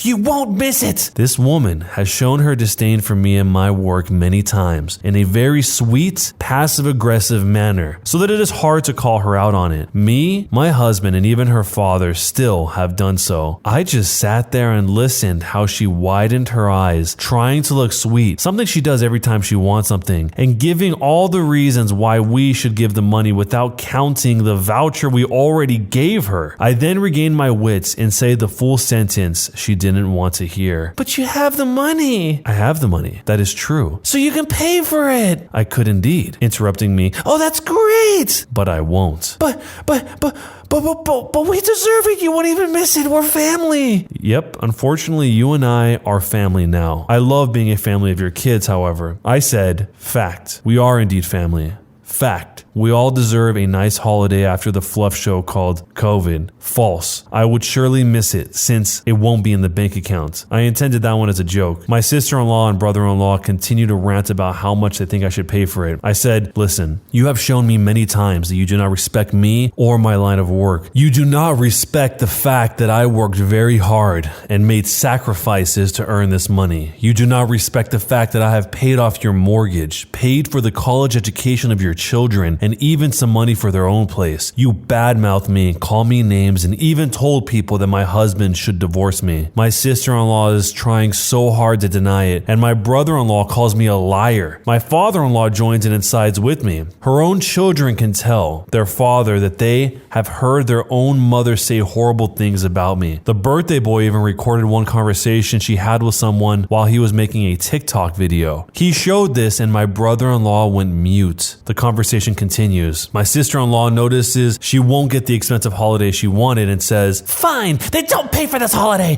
The least you can do is pay for our plane tickets and let us stay at your holiday home favorite holiday destination. Remember, I rented out to a local family for most of the year. Due to COVID, they have to stay there as they can't/are afraid to travel. I said, not happening. First of all, that family can't leave. Second of all, you don't get to make demands. That voucher you got has a very generous amount of money on it for you to use in any way that you please. Maybe towards a holiday. Third, we already went on a paid by us/me holiday. So you got a paid for holiday already. And fourth, if you want more money, then get a job that will pay more. You have a degree. Last, you treat me like crap and still expect me just to hand over my hard-earned money? My sister-in-law starts the waterworks and turns to her father, who completely sided with me. He told her he understood me. He told her he knew how hard I worked and the sacrifices me and my husband made for this. My husband is pissed. He sees red and tells his sister in no uncertain terms that this won't be happening and how dare they. He tells her that we're leaving. We pack up the kids and go home. Later we get a call. My mother-in-law has FM tendencies, as this sister-in-law is her favorite. She tries the whole spiel about how hard they had it before I came payment of money and help them, etc. My husband dealt with her perfectly and she understood after a lengthy conversation. Now is where I just laugh. Apparently, my sister-in-law's kids are pissed that she pulled this stunt and went into full rebel mode. We have a great relationship and seemed afraid that this would influence it. They managed to come by and we had a heart-to-heart. I told them we didn't blame them for the actions of their parents. I explained to them the reasons for not handing out money like that after the initial gifts, and the youngest seemed to side more with their mom and dad, but the rest said they understood. They know about their generous college/home funds. I stated to them that we wouldn't want for them to do anything against their parents as they still live there. They stayed for dinner and then went home. As of now, the kids are barely talking to their parents. They still do their chores, let them know things, but that's it. Flying monkeys in the form of other family members came in as my sister-in-law had sent them messages and called them. A simple Facebook post by Birthday Boy with the video put a stop to that. My sister-in-law and brother-in-law had an enormous backlash by the flying monkeys calling them out. They have been uninvited to certain events. We have received apologies from the flying monkeys. Some told me that they had a hard time as they understood both her and me. The only thing that bothers me is the fact that my parents-in-laws are caught in the middle, especially my mother-in-law, who is very family-oriented. I know some of you might/will wonder why I won't just give the money. One of the reasons why is the way that she has treated me, even before I came into the money. Another reason is that I simply feel uncomfortable just handing out money. I simply ask for you to give your opinion in a kindly fashion. Am I the jerk for not paying? So here is part 2 to this whole story. My sister-in-law was very disappointed and angry that I didn't bow down to her every whim and pay for a holiday. We had some flying monkeys come in because of my sister-in-law. Most backed down and understood where we stood and left us alone. Unfortunately, the whole family on my husband's side now knows that we have a bank account with a lot of money in it. As my sister-in-law had called a lot of family members to complain and spill the beans, they began talking amongst themselves and their children. Some of the aunts, uncles, and cousins didn't think it was fair that I paid for some college funds for some of the children of cousins and that I paid for a family holiday. A couple of days after the fallout with my sister-in-law, an aunt and uncle called, something that they never do. I put my phone on speaker as I was busy with folding the laundry and they asked how everything is going, how we were holding up during COVID and such. We exchanged some experiences and then they both go like this. This is the start of the conversation. They say, "Listen, we hear you have some college funds set up for some of the children of certain cousins. Is this true?" Yes, that's true. I'm no liar. "Is it true that you took mother-in-law, father-in-law, sister-in-law, one sister-in-law, two, and family with you on holiday?" Me, yes. "You also have a holiday home, yes?" "We do, but why do you want and need to know?" "We never knew you had so much money." "Well, a lot of hard work, sacrifices, and dedication and luck were a part of it." "Aha! Well, you have to pay for our grandchildren's college funds as well. And we want to go on holiday with our children too. We deserve it too." Me in shocked silence. "We're a family, so you have to pay." Me less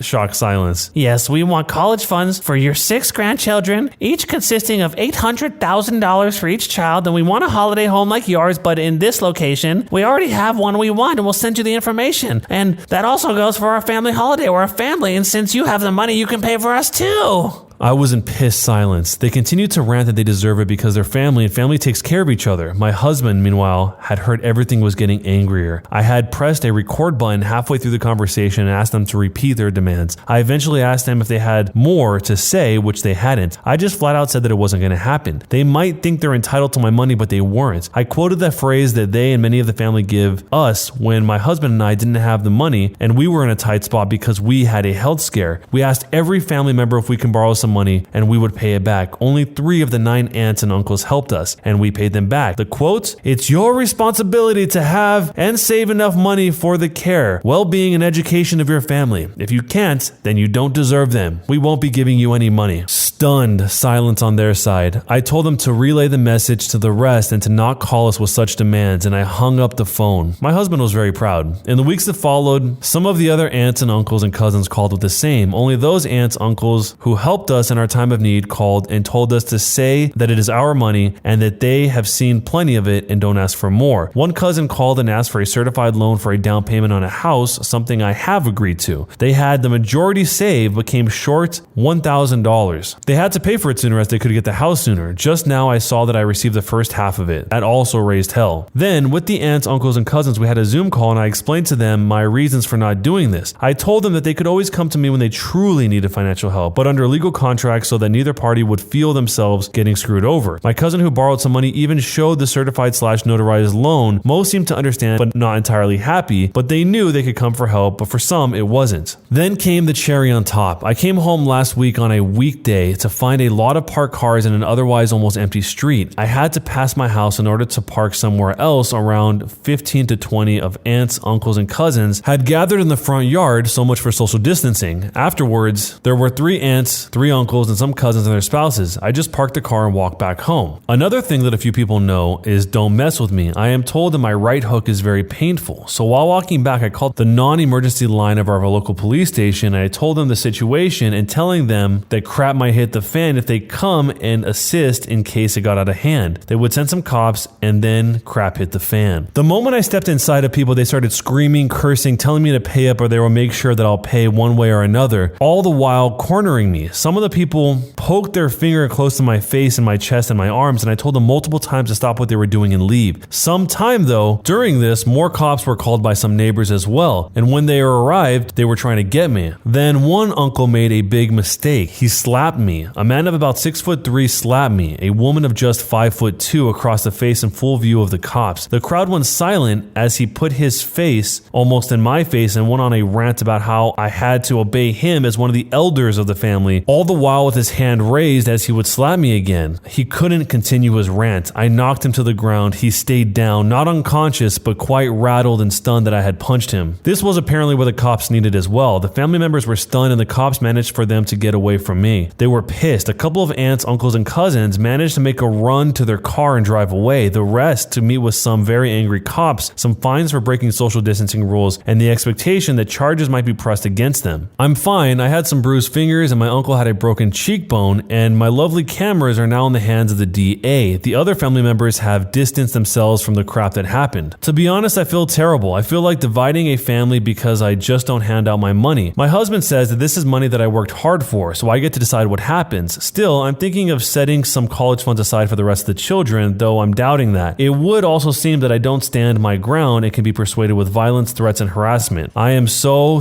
sick of it. Am I the jerk? It seems like a lot of times when people come into a lot of money like this, whether it be through inheritance, through work success, or otherwise, somehow their closest relationships end up getting botched like this. And a situation like this is even more surprising because it sounds like the OP actually had a very comprehensive, full-fledged plan that seemed bulletproof. I mean, how can you complain about having your entire mortgage paid off, your kids' college covered, and maybe even a down payment for them in the future depending on how long it takes them to go to college? I mean, the OP even went as far as to compensate the parents for the kid that was already in college so it would be fair. So it seems like the OP thought of pretty much everything that she could do in order to make this as fair and helpful to her family. That is far more than most people would probably do. But yet, the sister-in-law is still bad-mouthing the OP through all of that when, from the way it sounds, the OP was very kind not only to her but to everyone in this family. Casually asking for a $35,000 7-person vacation is just bonkers. And it sounds like she's asking for a vacation without the OP. Unless I'm misunderstanding that, based on the number of people that vacation is for, she wants the OP to pay $35,000 for a vacation she won't even be able to be at. And maybe she thinks that's normal because of the precedent that has been set through paying off everyone's mortgage and going on this previous vacation. But wow. Anyway, if you were the OP in this situation, you came into a ton of money. How would you spend it? And if you would spend it on your family, how would you avoid a situation like this? Let me know down below with a jerk or not a jerk and why.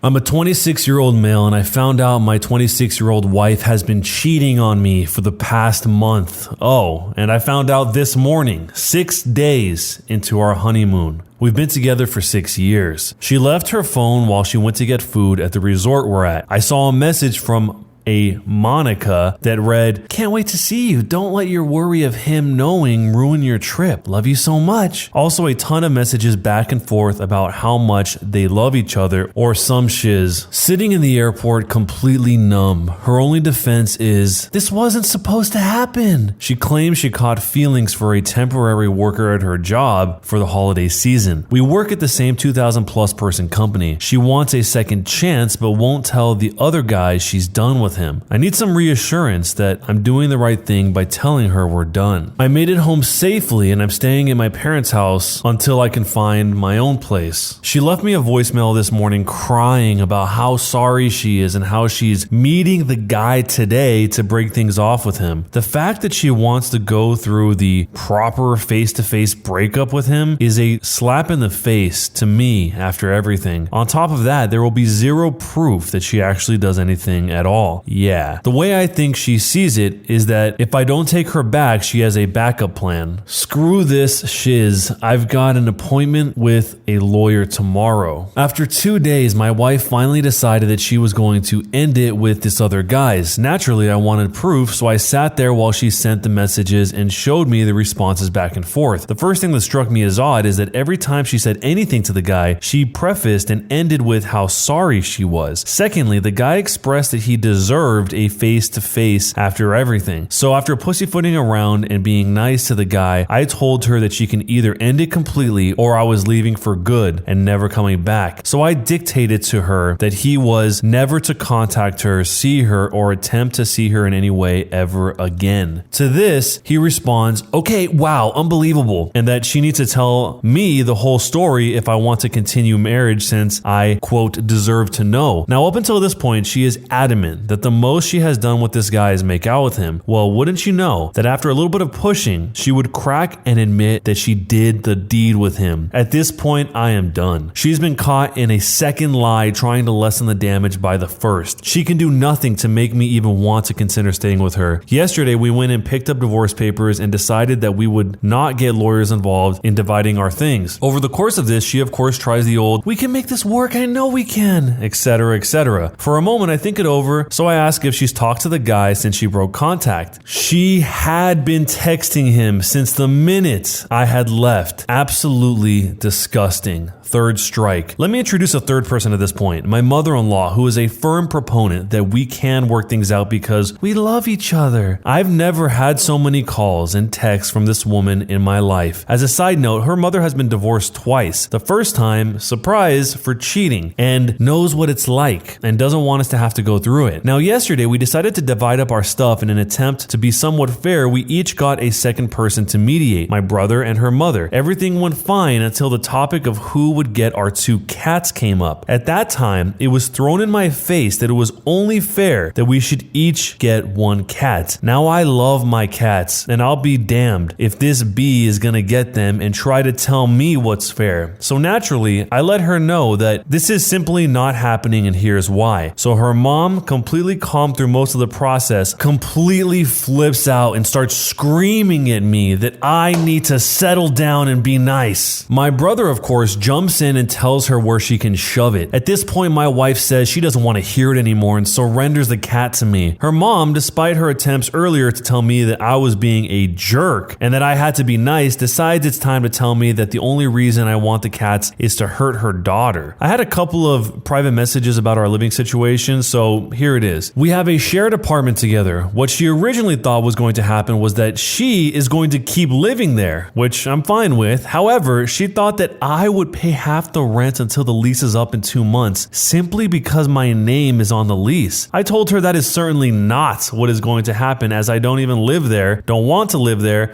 and have zero intention of ever living there. So I contacted our landlord and had them remove my name from the lease. On a final note, during our division of accumulated stuff, her mother tried to make me promise that I wouldn't go to HR over the affair because that would, quote, ruin her life, and that would be pretty petty of me to do. Because of how things were going, I kind of nodded and said, sure, whatever. At this point, we began to talk about work. We both work at the same company, but not in the same department. So realistically, we wouldn't see each other that much, but could pass each other in the halls or whatever. So I told them I would not feel comfortable working in the same place as her. Of course, her mother jumps in with the, "Well, she's worked there longer, so you should be able to find another another job. Needless to say, there isn't much to say besides, well, no, that doesn't matter. So the go to HR and tell them about the affair to get her fired if work becomes uncomfortable is still a viable option that I'm very carefully considering. I'm moving my stuff out of our shared apartment today, so I'm in a bad place right now, but it's what's best in the long run. Not really sure where to go on the whole work situation and would appreciate any advice, reassurance, or kind words. This is the hardest thing I've ever had to do in my life, and it kind of feels like it's killing me. Our company has a strict policy where you cannot engage in any kind of amorous activity with a coworker under the same manager. The fact that she's the senior rep on the account the temp was working on certainly won't help. So, what advice do you have? This seems like the ultimate example of the wife being the one that wants to have the cake and eat it too. She wants the backup plan of this other guy, but doesn't want to formally end it in case things don't work out with her husband, and vice versa. It's like she's just trying to mitigate all of her risks on all angles, not only between the relationship with these two people, but also with her employer, with the whole HR thing. The part that is the most curious about this whole situation is what the other guy, not the husband, but the other person is referring to when he says that the husband has the right to know. That wasn't really explored, but I'm guessing it probably has something to do with how long they've been seeing each other and how it was a lot more than just a kiss. How did it end up like this? I mean, the fact that she did get caught up in a second and third lie already seals the deal in this whole situation. As soon as the second lie happened, where she said it was only the kiss, but then it ended up being far more than that, she admitted to actually doing the deed with him, and by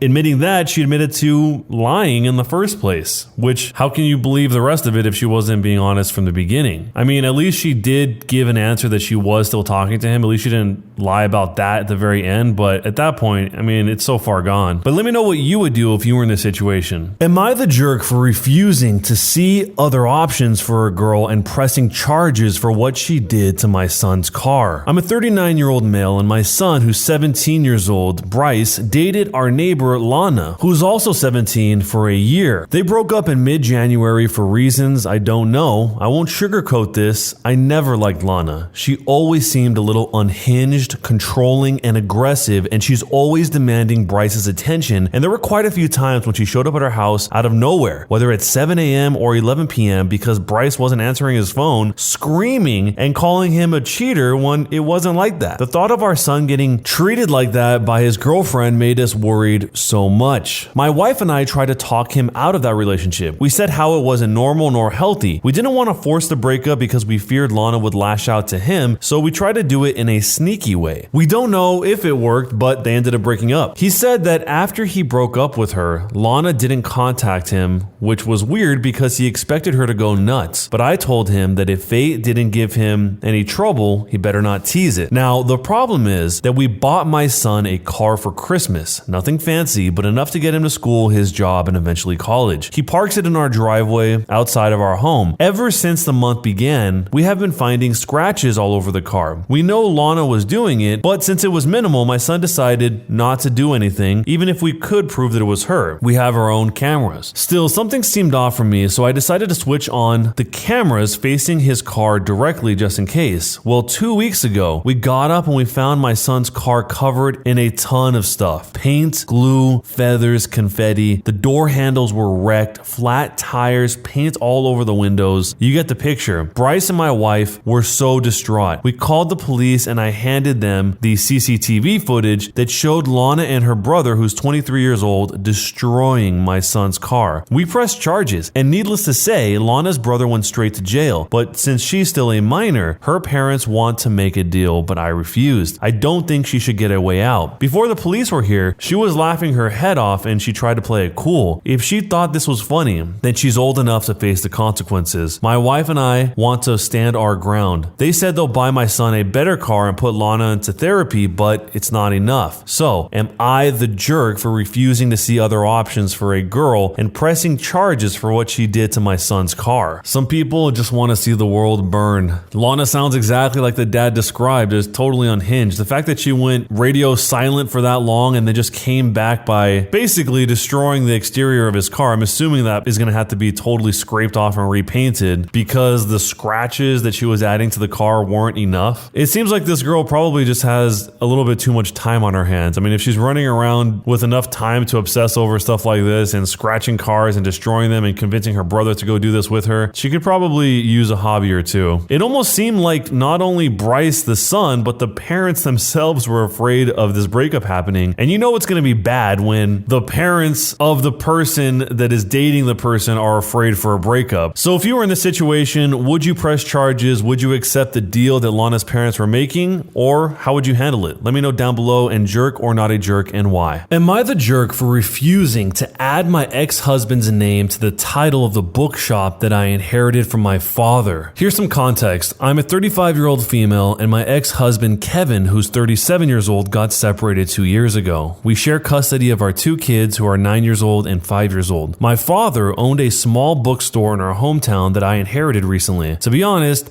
the shop doesn't bring in a lot of money, and I already have a stable income. Kevin found out about this and called for an urgent meeting. He came over to my place and said that he wants to talk about the bookshop. I said, what about it? He told me that now that the bookshop is officially mine, that I should add his name on the title and split whatever profits I get 50-50 with him. I was in shock. I told him he had to be joking, but he reminded me that when his dad passed away and left him inheritance money, that he shared it with me. Therefore, I owe him half of my inheritance now. I didn't know what to say, but I mentioned to him that yes, he did share his inheritance with me, but that was while we were married. Now, it's a different dynamic, and we no longer share anything. He got upset and argued that I technically owe him regardless of whether we're still together or not, and urged me to consider because the money will be going towards the children anyway. We had a loud argument that I ended up saying that this will only ever happen in his dreams and telling him to wake up, and then I told him to leave. He tried to lash back, but I insisted that he leave. He had his mother call me saying that I lied, deceived and stole from her son in the past, and now I owe him. Not just that, but said that I should be rid of my pettiness and resentment towards Kevin and do the right thing for once. We fought on the phone, and yesterday I was shocked when my 9-year-old son called me a thief out of nowhere. This escalated the fight because Kevin got the kids involved. I think that technically I do owe him because I can't deny that he shared his inheritance with me, but I think that now our circumstances are different. Like when we used to share our salaries, but now I don't expect him to do the same anymore, obviously. Still, I might be the delusional one, so am I the jerk for not splitting my inheritance with my ex-husband, even though he split his inheritance with me while we were married? I'm assuming here that legally she probably doesn't owe him anything because they aren't married. The timing just happened to work out so that she got half of his dad's inheritance because they were married during that time, and he gets nothing because they weren't married when she got her inheritance.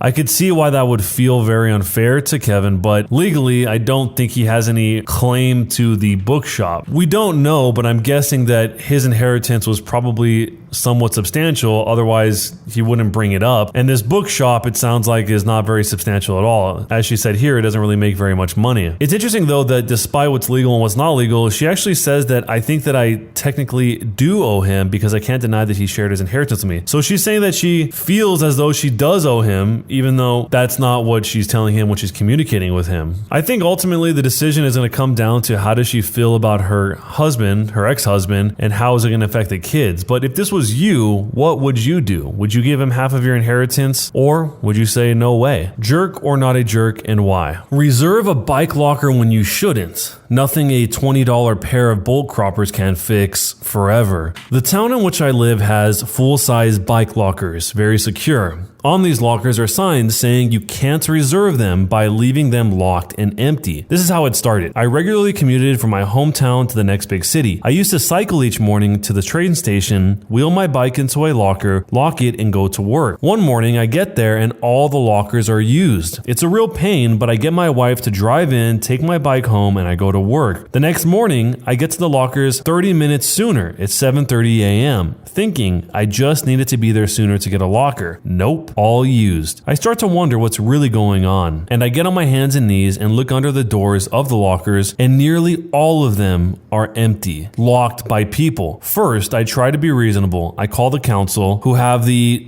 "don't you dare lock these when empty" signs on them, and they avoid all responsibility, saying it's the train station's responsibility. I ask ask the station manager, who claims it's the council's responsibility. So I go to eBay and make it my responsibility. It's frightening what you can cut through with a $20 pair of bolt croppers. The next Saturday, I drive to the train station, and for every locker that's locked and doesn't have a bike in it, I crop the lock and take it. About 80% of the lockers were like this. Then the sweet revenge happens on Monday morning. I just turn up and watch. People cycle up to their lockers and find that the lock is gone. No way for them to safely leave their bikes. I got to enjoy the dawning expression of surprise and then frustration on three people's faces as they had to go through the "what do I do now? There's no way to lock my bike" type of pain that I did before. Next Saturday, I did it again. Then I became addicted to it. I drove out to the next two train stations on the line where our council's territory ended and did the same to the lockers there. I kept it up for about a month until the lock stopped being used to reserve lockers. I still have the bolt croppers. Am I the jerk? So in this case, it doesn't actually solve his problem of being able to put his own bike in there, because once he destroys the locks, then nobody can use it. But maybe that was just his way of sending his sign to the council and the train station that if he can't use it, nobody can use it at all. One of the comments asked him, "Where did you dispose of the locks?" He says that he kept them in his workshop for 10 years. One of them was a thin but boron steel lock. It was not cheap. It took a huge amount of effort to get through that one. There's got to be a better solution for this whole situation, where maybe there's a cutoff time where at the end of the night, all the lockers automatically open. I mean, there's got to be other solutions that are better than just give people the key and leave a sign that says don't leave it empty and lock it. So let me know what you guys would do if you were in this situation, and jerk or not a jerk, and why.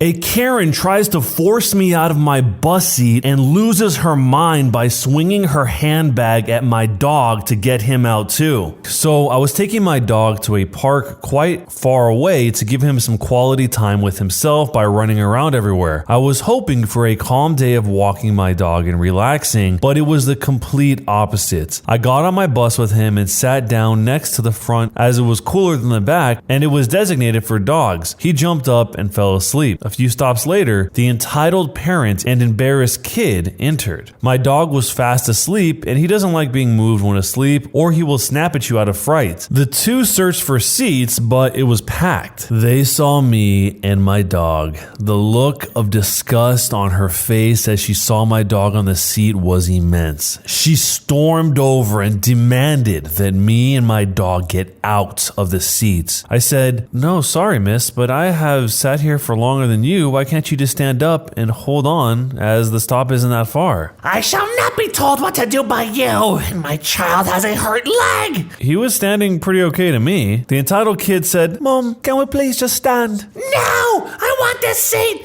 and F this dog off our bus." I love the way she says our bus like it's hers. We had the attention of all the passengers. Some were asking her to calm down and tried showing her to the back where she could stand. "Get your hands off me, or I will call the police on all of you." No one stepped in her way after that. But then she crossed the line. She started trying to hit my dog with her handbag. I was pissed. "What the F? Don't hit my dog!" "We'll tell it to get out of my sight." The driver actually had to stop and sort this all out. The entitled parent started lashing out at everyone, whilst the entitled kid sat next to me to stay away from her. My dog was fine with him, and he started to stroke my dog. Entitled parent saw it differently. "That bee has stolen my child." "No, mommy," said the kid. Then the bus fell silent. "That's it." She reached over and tried to drag him away, threatening him with things I won't say. The bus driver said, "Hey, I'm gonna ask you to get off this bus right now." "I will not have my rights infringed upon by you." The entitled parent actually threw a punch at the bus driver and it hit his stomach. Someone had already called the police and told them all about it as they could hear her screaming, and 5 minutes later a police car turned up, came in to take her away, but in a flurry of fists, she hit the officer. The entitled parent went pale, and the police officer said, "You're under arrest." He said her rights and then said, "For assault of a citizen, animal cruelty, and assault of an officer." Apparently, the entitled parent had legal issues, jail, and the entitled kid went to live with his dad, but he was able to visit anytime to play with my dog. The moral of the story is, don't mess with my dog. Am I the jerk? Holy moly. The very first question I had is, how could she possibly know that the entitled parent ended up going to jail and what she was charged with and all the rest of that? Someone actually asked us in the comments, and the answer is that the OP went to court to testify, and also that the OP heard what she was being charged with before her Miranda rights. Someone pointed out that despite what a horror the woman was, that the OP should have let the person take the seat since the bus was full. But the OP responded and said the seat was specifically made for dogs as the floors are not in the best condition. So I didn't even know they had buses with seats made for dogs, but apparently that's a thing. Once again, in these situations, I always feel bad for the little kid because it sounds like the little kid doesn't want to have a confrontation like this. He likes the dog. It's not a big deal to stand up, but the entitled parent here kind of forces him into this really awkward situation. But let me know what you would do if you're in this situation, and jerk or not a jerk, and why. Am I the jerk for calling my husband out in front of my friends for planting a recording device while we were having a girls' night in? This happened last week. I told my husband I was planning on having a girls' night in at home, and initially he was like, no, not here, get a hotel or something. I said I couldn't afford a hotel, plus there's no need for a hotel. He asked if he could join us if he's allowed to go, but I said no, that's not how a girls' night in works. He eventually agreed to let me have it and said he'd go out so my friends could be comfortable. I invited the girls over and most of them had a lot of heavy venting to do. At some points, things got a bit emotionally charged and there was crying, lots of it. After that, we brought in the food and drinks and I went to turn the TV on. I spotted a small device tucked on the side of it. I took a look and found that it was actually a voice recording device. I was in disbelief. I knew my husband put it there to listen to our private talk, which felt highly violating. I didn't hide it from the girls. I showed them the device, called my husband to get him home, and confronted him right there in front of the girls. The girls were shocked, and my husband denied it after I flipped out and called him out. Then said he was feeling curious to know what we were talking about and wanted to make sure we weren't talking trash about him specifically. The event was cut short and the girls left. I kept lashing out at him for ruining the night and possibly my relationship and my trust with my friends. I said that not only did he violate my privacy, but my friends' privacy as well, because they were talking about very personal stuff, and he argued that it was no big deal, that I should have just let him join if we had nothing to hide, and that this was on them for opening up about private matters to begin with. He went on to talk about how I humiliated him to call him out in front of my friends. I told him they deserve to know who he really is after what he's done. We argued some more and he went out again. We're in conflict until today, and I feel like I made a mistake calling him out like that, aside from how I felt about it. He claims that my friends will no longer respect him after this. Am I the jerk for calling out my husband in front of my friends for planting a recording device while we were having a girls' night in? This is a terrifying situation. I mean, you're in a position where you're being monitored of your most private, intimate details you're sharing with your friends, and you never would have even found out that you were being monitored in the first place unless you happened to stumble upon it. He's really that concerned that they're talking trash about him? Why does he care to that degree? The OP didn't say anything about them having problems before this, so he's just curious what they're saying about him for no reason other than maybe they might possibly talk trash about him, but he doesn't have anything to base it on. It's just in the off chance that they do. And as always, the worst part here is that he denies it before ultimately saying that he did do it, because he says, no, I didn't do it, and then says, well, I did. I just want to see if you're going to talk trash about me. So he lied within the lie. I know a lot of people will probably make the argument that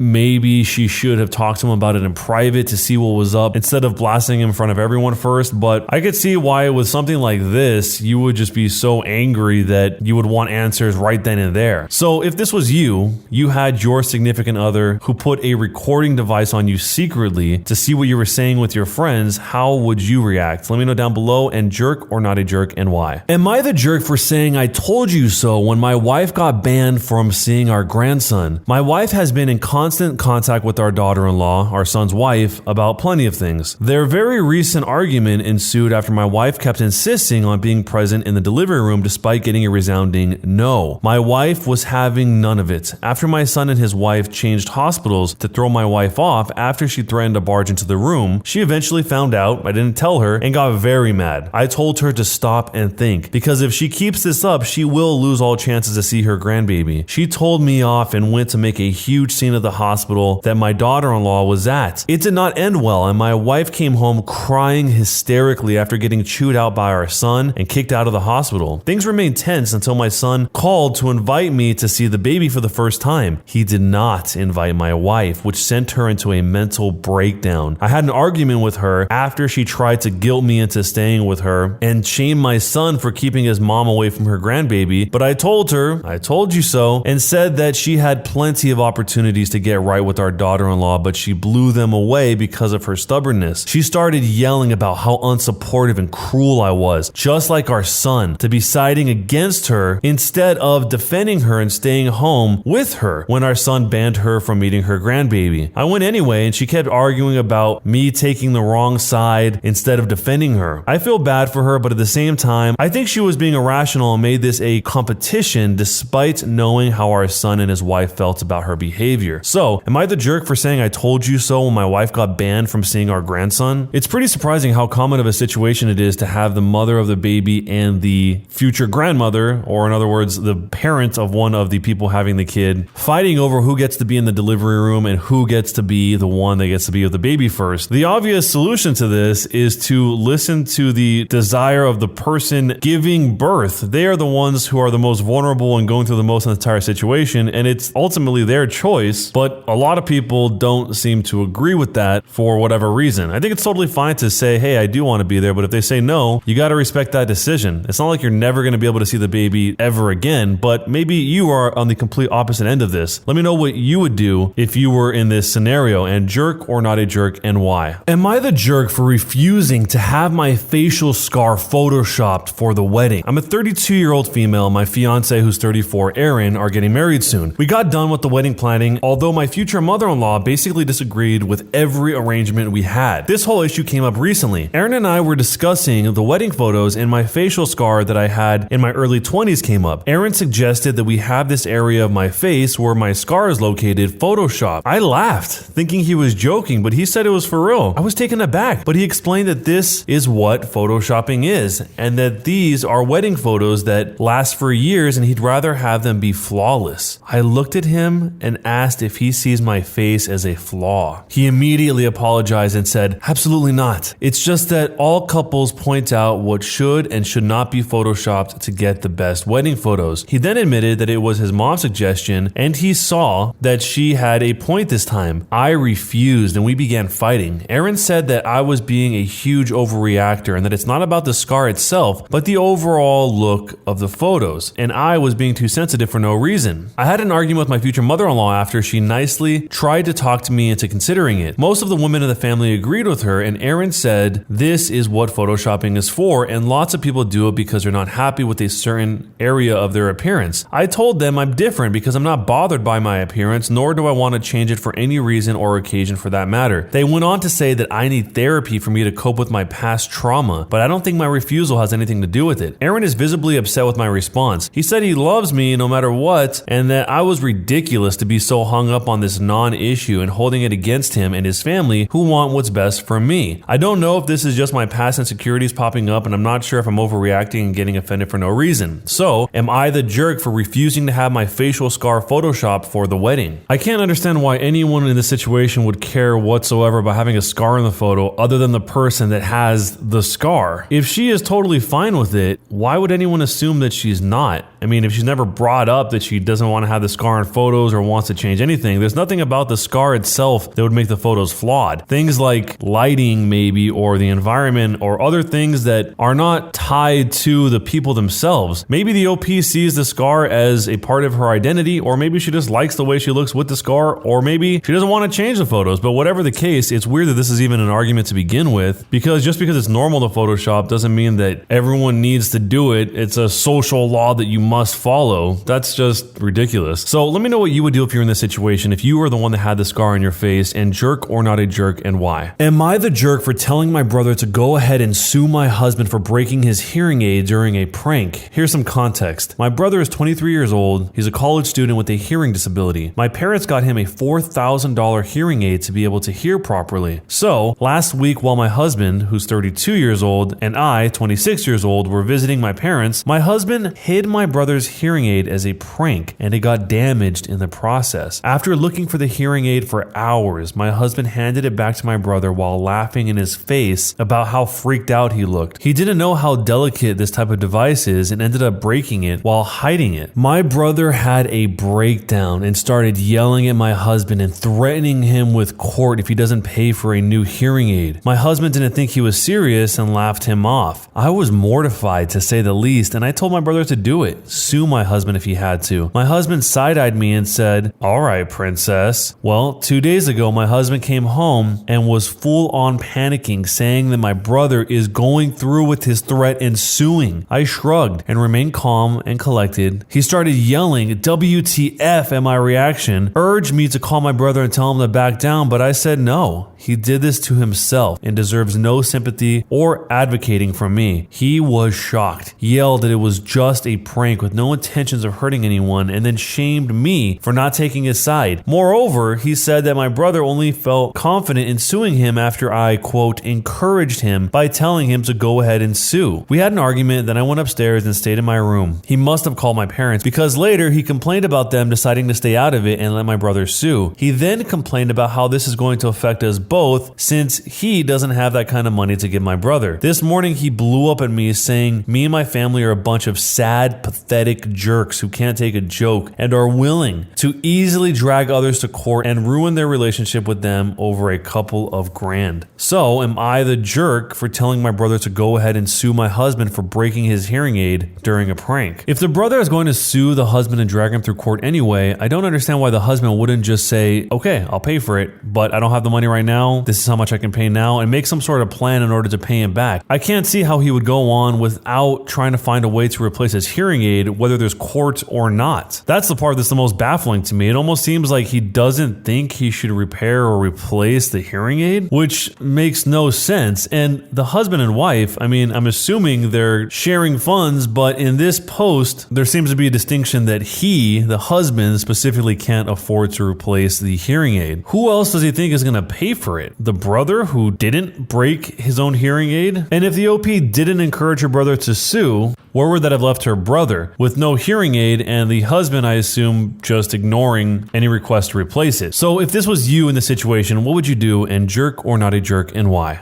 A Karen blows up and has a fit because she thought that I was a cop, but I'm actually just a 15-year-old kid. So my father and the constable totally shut her down. I was a 15-year-old boy at the time in the Police Explorers. If you don't know what that is, it's pretty much the Scouts except geared towards helping youth learn about police and eventually getting a career in law enforcement. My father was a patrol sergeant at the local constable office, so he was a supervisor. The constable was close with most of his officers and was a family friend. He had known me since I was 6 years old. I was in an explorer's uniform, so I did kind of look like an officer, but I was obviously too young. We had just gotten back from the explorers and stopped by the station so he could take care of something real fast. I don't remember what, and so I waited in front of the station for him. I sat down, put in a pair of earbuds to waste time while I waited for my father. About 3 minutes in, I feel that uncomfortable feeling you get when someone stares at you for a while. So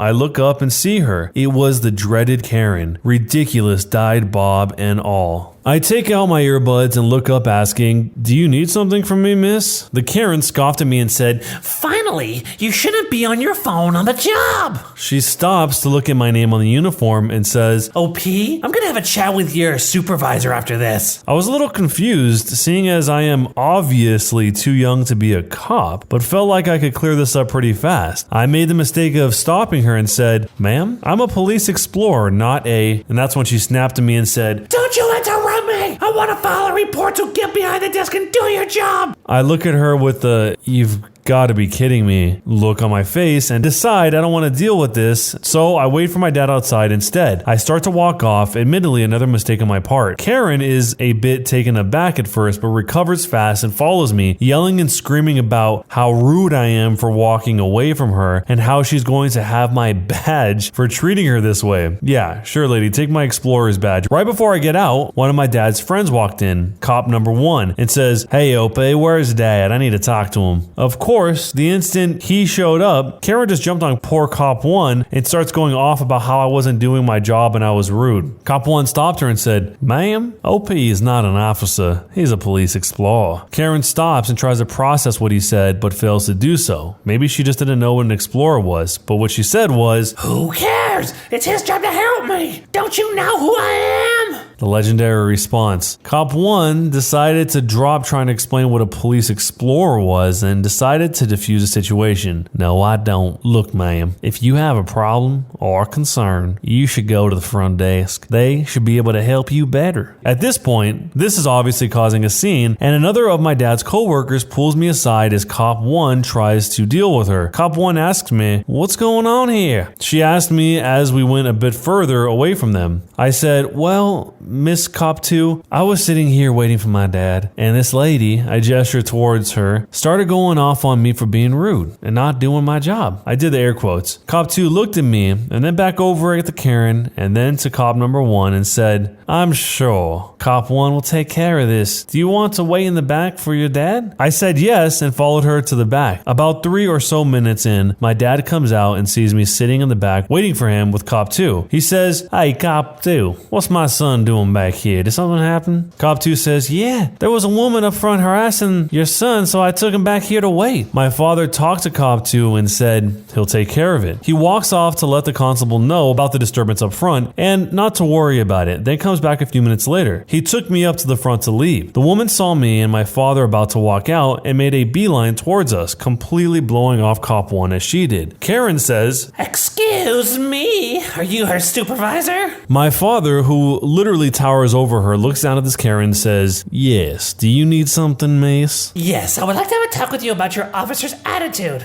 My father looked down to me. I nodded at him as if to say this is her, and my father was about to have a talk with her, but then the constable came up front. The constable said, "OP, come to my office," in a commanding voice. I said, I looked up to my dad, a bit worried now. He said, "Go ahead." He gently pushed me in the constable's direction. So I walk over to the constable and follow him to his office. Karen looks pleased, thinking I was in trouble. Then she turned back to my father. The constable and I sat down in his office, and I looked at him confused. "Your dad's told me what's going on. I didn't want you to have to deal with her. My wife made some cookies. Would you like some?" "Sure." I went ahead and took a few, thanking him. We sat in the office for about 2 minutes. Then the constable took me out front. At this point, Karen seemed pretty upset, obviously because my father talked her down. So I walked over to my father and he went to talk with Cop 1 for a bit. As this was happening, Karen decided to go to the constable and started to complain. Constable interrupted her and told her something about how I was clearly a teenager and not a police officer. And even if I was an officer, she was out of line for treating his officers and me like the way she did. If she needed something, she would have to go to the front desk like everyone else. I'm not sure what happened to her after that, as we left the station pretty quickly afterwards. My dad talked to Cop 1 and Karen didn't come outside. Was she the jerk? So it turns out there's nothing more in this world that will enrage a Karen than having your earbuds in, listening to music and not responding if they're saying something to you, regardless if you're listening to music or doing something else, or if you even have that job at all apparently. The Karen actually said, "Who cares? It's his job to help me.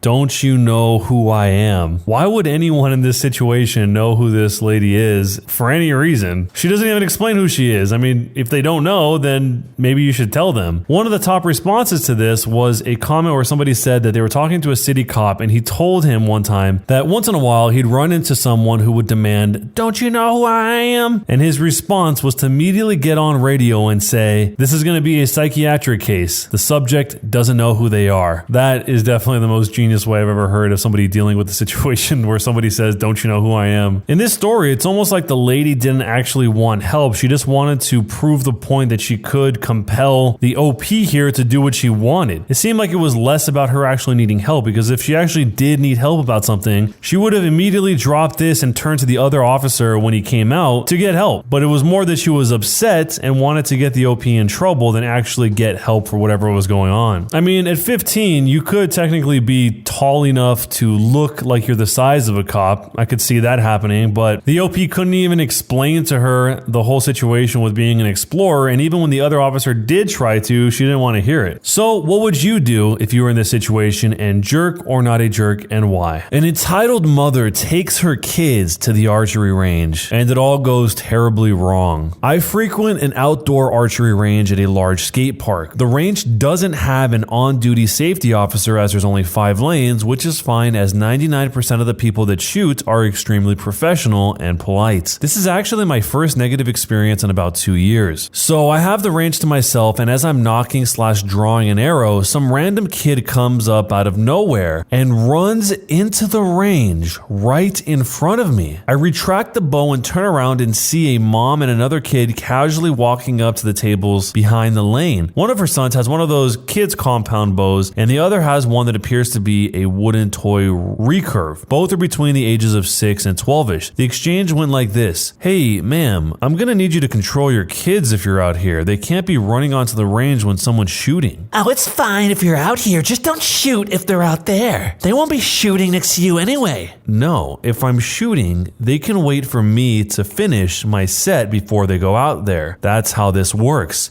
Don't tell me how to mother my kids. This is their free day and they begged me to come here. At this point, I just said, forget it in my head and decided to be patient. I was the only other one there, and I had already been shooting for an hour and just wasn't in the mood to get into it with someone. So I continue and keep glancing over the older son, whose little noodle arms can't handle the extreme 20-pound draw of his bow. This kid is flagging everything as he struggles to draw a compound bow with his fingers. I figured I'd help him out. Hey man, I have an extra release in my bag. It'll definitely help you draw that easier. What did I just say? Don't tell my kids what to do! Whoa, he's obviously struggling. I didn't want to get shot either, and he's pretty close to that too. If you attempt to talk to my kids again, I'm calling the police. So I should have just left, but I love archery too much, and it was a beautiful day. So the kid gives up. I stop paying attention to them and continue my business. About 5 minutes later, I'm about to set my bow down when something flies past my face, maybe 5 feet away. I turn around and see this lady's kid running around behind the range, shooting the bows at each other. Ma'am, not only did your kids almost just shoot me, but if a ranger drives by and sees that, you're going to face a pretty hefty fine. They're just toys. It's fine. No, it's not fine. The cops aren't going to see them as toys. They're going to see 2 kids shooting each other with bows. You're lucky that I'm patient. I'm done with you. I'm calling the police. Have fun running in jail when I tell them you threatened us.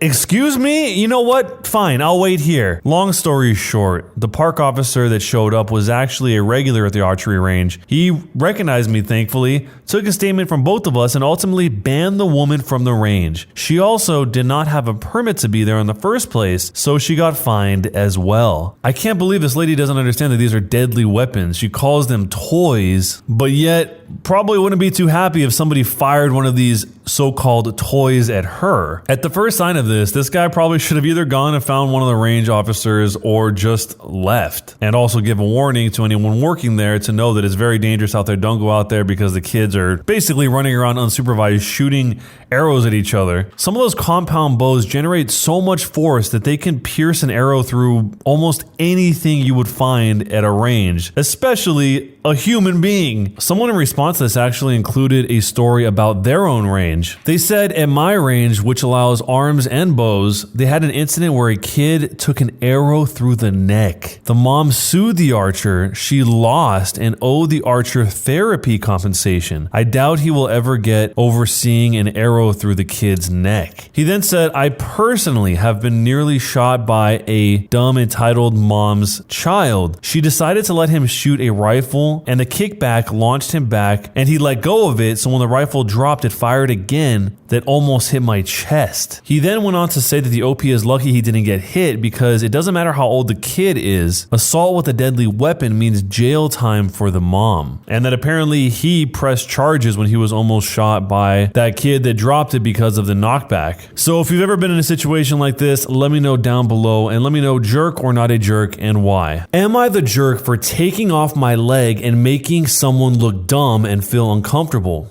I'm a 21-year-old female and I was in a very bad car accident about 3 years ago. A drunk driver ran a stoplight, cut off a semi-truck, which then crashed into me, sending me crashing into 2 different cars and then ultimately into an embankment. My car was mangled and my leg was crushed, completely destroyed, and it had to be amputated. I also lost a couple of fingers, the tip of one and all of another one. I'm also left with some gnarly scars that used to bother me, but I'm learning to deal with them. I got a couple different insurance payouts and some pain and suffering money in addition to my medical bills being paid, and with my money I purchased a custom-made leg to take the place of the one that I lost. When I have pants and shoes on, you can hardly tell unless you're really looking at it. I still limp, but some days I don't have as pronounced of a limp. Earlier today I went to a store with my boyfriend, my sister, her girlfriend, and our mother. I drove. I had to learn to drive with my left foot, but I'm really good at it now. I also bought a new car with my money and had to go through a ton of therapy to get past my PTSD, but I'm doing well there now as well. So I drove us, and because of my injuries, in addition to my leg, I also have chronic hip, neck, and back pain and some issues with my lungs from the time spent intubated in a medically induced coma that led to pneumonia. I have a handicap placard for my car. I have trouble walking without getting tired, so it really helps to park close to the door. Today I did so and unknowingly took the space from someone who was circling back around for it. Apparently the man had been looking for a closed space and had missed the one that I took and went down and around. He was still on the other aisle when I pulled in, so I didn't cut him off or anything and had no way of knowing he wanted that spot. He parked in the yellow stripe zone and got out and immediately began confronting me about stealing a space from people who actually need it. How I'm just some kid who has no respect for those who are truly sick and suffering. He then ordered me to move. My group was urging me just to walk away, but this has happened before, and once the police were even called. I'm sick of people thinking that just because I'm young, that I don't have a legit need for a little extra consideration. I said, okay, and went to the car and got in like I was going to drive off. I was wearing a skirt and leggings, so it wasn't quite obvious at first, but when I sat down, I took off my leg and showed it to the man, including my stump. I then asked him if it was still okay if I parked there. He just walked away calling me disgusting and rude and said that I could have just told him and I made him look stupid. My group was embarrassed and said that I made things awkward because there was a crowd. So am I the jerk for taking off my leg and making someone look dumb and feel uncomfortable? I don't think that guy will ever question somebody parking in a handicap space again, even if they look like they don't, quote, deserve to be there. And as for the OP's friends, who cares if they're embarrassed by a situation like this? They are not the ones that have to live day in, day out with people giving them a hard time like this. The OP should do absolutely whatever the OP feels that she needs to do when it comes to a situation with somebody questioning whether or not you're valid enough to be parking in this parking space. It's not like she hurt the guy or did something really crazy. She just showed him that her leg is a prosthetic leg. It sounds like the friends need a little bit more empathy when it comes to something like this and putting her feelings above their own embarrassment. But let me know what you would do if you were in this situation, and jerk or not a jerk, and why. A Karen pretends to be the HOA president, the Homeowners Association president, and gets caught. I live in a small town in the deep south. I have lived on this corner in my neighborhood for over 25 years. In the last 5 years or so, my neighborhood has really been up and coming with very nice new construction. My house was very old and worn out, so in 2021 I tore it down and built a new one in its place. I just moved back 4 months ago. I am recently retired local law enforcement and I am enjoying some well-deserved rest. Last week I was enjoying watching some reruns on my sofa when my doorbell rang. I quickly checked the camera and saw a white SUV parked out on the street and some middle-aged woman I had never seen before standing at my door. I opened the door to greet her. She introduced herself as Karen, the president of the HOA. HOA. I just looked at her. She said she hadn't heard from me about my HOA dues. She said she sent me a couple of letters, then tried my door a few times. I just grinned. I told her I received the letters, but threw them away thinking it was a scam. There is no HOA. There never has been and never will be. Clearly, she didn't realize that I am the same guy who lived in the old white house on the same corner. She noticed my fairly thick southern accent and started talking down to me like I was some kind of ignorant bumpkin. Through her condescending smile, she told me that since I am new to the neighborhood and obviously didn't understand how things work here, and if I didn't bring my delinquent HOA dues up to current, she would put a lien against my house, and if I still refused to pay, she could take my house. Then she gave me that arrogant smile again and asked if I could afford to lose my home over a few missed payments. The pleasantness left my face and I moved into that deep, serious voice I developed early in my police career. You just threatened to take my home through illegal means. You are trespassing on my property. You will leave right now. If you ever return, I will shoot you where you stand. She started to say something, but I leaned towards her and continued, I am not threatening you. I am telling you, if you ever step foot on my property again, I will put several holes through your body. You will die right here in front of my door. Now leave. Obviously, I'm not actually going to shoot an unarmed woman, but she didn't know that. The seriousness of my voice did the trick and frightened her away. She stumbled backwards and very quickly walked back to her SUV. I figured she would just call the police, so I sat there watching the camera. I could see her sitting in her SUV talking on the phone. Sure enough, about 5 minutes later, the local police department arrived. Did I mention that I am retired local law enforcement? Many of the local guys trained with me back in the day when I was still in uniform, and most of them worked with me when I was a department analyst. Yeah, they all know me and they know that this is my house. As I watched the camera, I saw the cop get out of his car. It was a friend, Bob. I watched as he stood out in the street talking to the frantic Karen. I can only imagine what she was telling him. As I saw him start to approach the house, I stepped outside. Karen began to follow him up my driveway, but I pointed and told her she was not allowed on my property. And now get! Bob turned to her and told her to stay back. But my little now get statement infuriated her, which was the point. She tried to push Bob, but he grabbed her arm to stop her. She turned and shouted at him to let her go. Then she slapped Bob in the face. That ended about as well as you'd imagine. Still holding her arm, Bob maneuvered her face down on my driveway and handcuffed her. She was still screaming some rather rude things. By now, I was out by the street with them. I gave Bob a cute smile and asked him if that hurt. He gave me a nasty look and tried not to laugh. All of this commotion had the neighbors out as well. One of the newer neighbors came up to me to ask what was going on with the HOA lady. HOA lady? I asked him to clarify.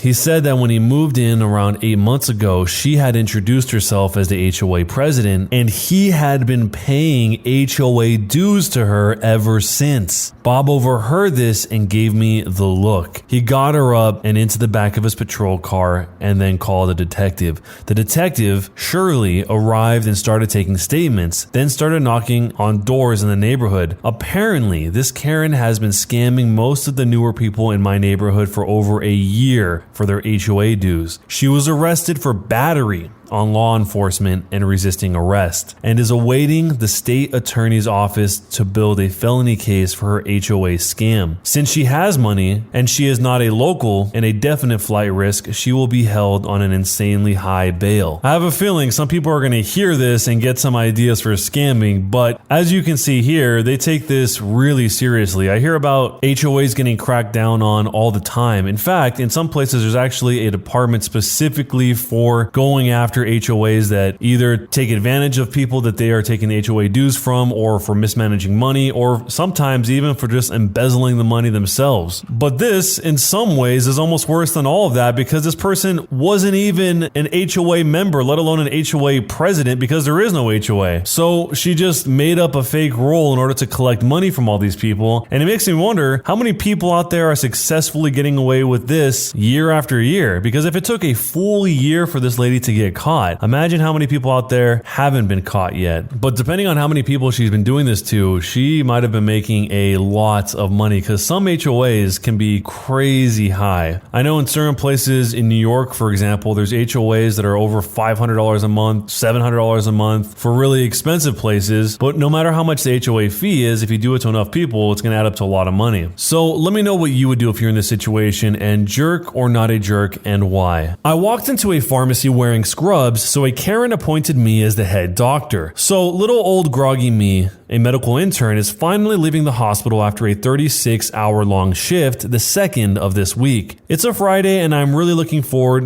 to everything to go dark as soon as my head hits the pillow, but first I need to go to a pharmacy. In my country, some pharmacies have a small adjacent lab where COVID tests can be taken, and a few lab technicians, chemists, and general practitioners may be found to do certain procedures, run tests, and make common diagnoses. Here's the thing. They are all wearing the full one-piece white hooded suits and protective gear you all have seen so often. I am wearing surgical scrubs. So, in enters a very sleep-deprived little old me to the pharmacy, who immediately goes on to examine the toothpaste and toothbrushes. After a while, I hear a throat being cleared. So I say, "Oh, my bad," and scoop over closer to the shelves to let the person walk by. Wrong answer. The person replies, "No, I need you to take a look at me. The line to the appointments area is too long." Confused, I turn and see an all too familiar look. A curly, bleached, shoulder-length haircut, blue eyelid makeup that looks more like two slapped-in Post-it notes than anything else, eye-searing lipstick, and pink glistening claws to go along with a predatory cat pattern top. I don't work here," I reply. Knowing it won't do, I say, "I work in a hospital." I say this, hoping it is enough justification for Karen to understand why I'm dressed the way that I am. She, of course, dismisses my claim and says that I must work here, as I am, quote, uniformed and stacking shelves. Yikes. The Karen's logic. I simply reply, "No, but I'm sure an employee will be happy to help you." Karen replies with, "You are a healthcare worker. Why don't you help me?" As an intern, I don't even have my degree yet, and I can't and shouldn't do much even if I wanted to. I simply reply, "I'm not on duty, and I don't." She snaps her fingers at me and says, "Hey!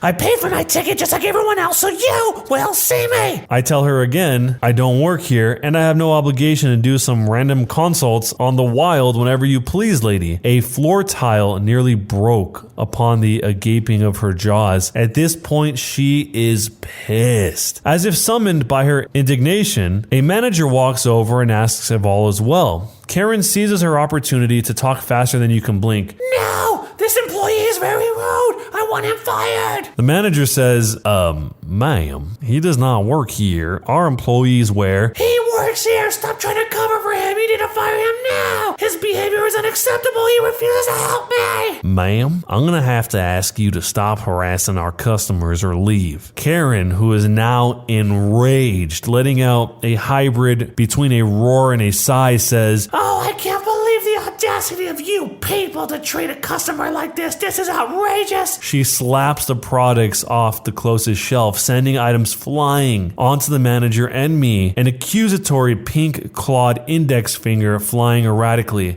"I will not give you sphincter holes any business, and I hope this putrid little pharmacy goes under." She storms off, huffing and puffing. I hurry off to pay and leave before she looks at the appointment ticket, still clutched in her other hand, and realizes she paid for something she has not used and decides to return, demanding a refund or worse, attention. I exit the pharmacy and movement catches my eye. I turn and see Karen inside her SUV, foaming from the mouth, clutching her steering wheel and violently pushing and pulling herself. Then she sees me. The horror. I walk faster, trying not to look at her. She lowers a window and starts screaming some more at me. I ignore her and hurry up to my escape pod on wheels. My escape was successful. Was I the jerk? Apparently, this is a somewhat common thing. A lot of people in response to this said that whenever they have to wear scrubs and they go into any pharmacy or any place where other people that are working there are wearing scrubs, pretty much every customer just just thinks that they also work there, even if the scrubs don't look anything like how theirs look. I assume this probably happens all the time with a nurse that gets off of work and goes somewhere and people think that because of the scrubs that they work in whatever place they're in. And as some people pointed out, even receptionists in certain places wear scrubs, which obviously doesn't make them automatically a doctor or something, someone who can give you a consultation about your health issues. The OP actually handled this very calmly. I know a lot of people that would probably blow up in the face of the Karen in a situation like this, but he kept his cool and snuck away to his escape pod. But what would you do if this was you after a 36-hour shift and you were just trying to go to the pharmacy to get home and go to sleep as fast as possible? Let me know down below. Am I the jerk for, quote, imposing my culture even though I thought I was just being nice? Even though I, a 23-year-old female, am American, my parents are immigrants and therefore have a different cultural upbringing than most. One of the things that was always hammered into my head from a young age was to always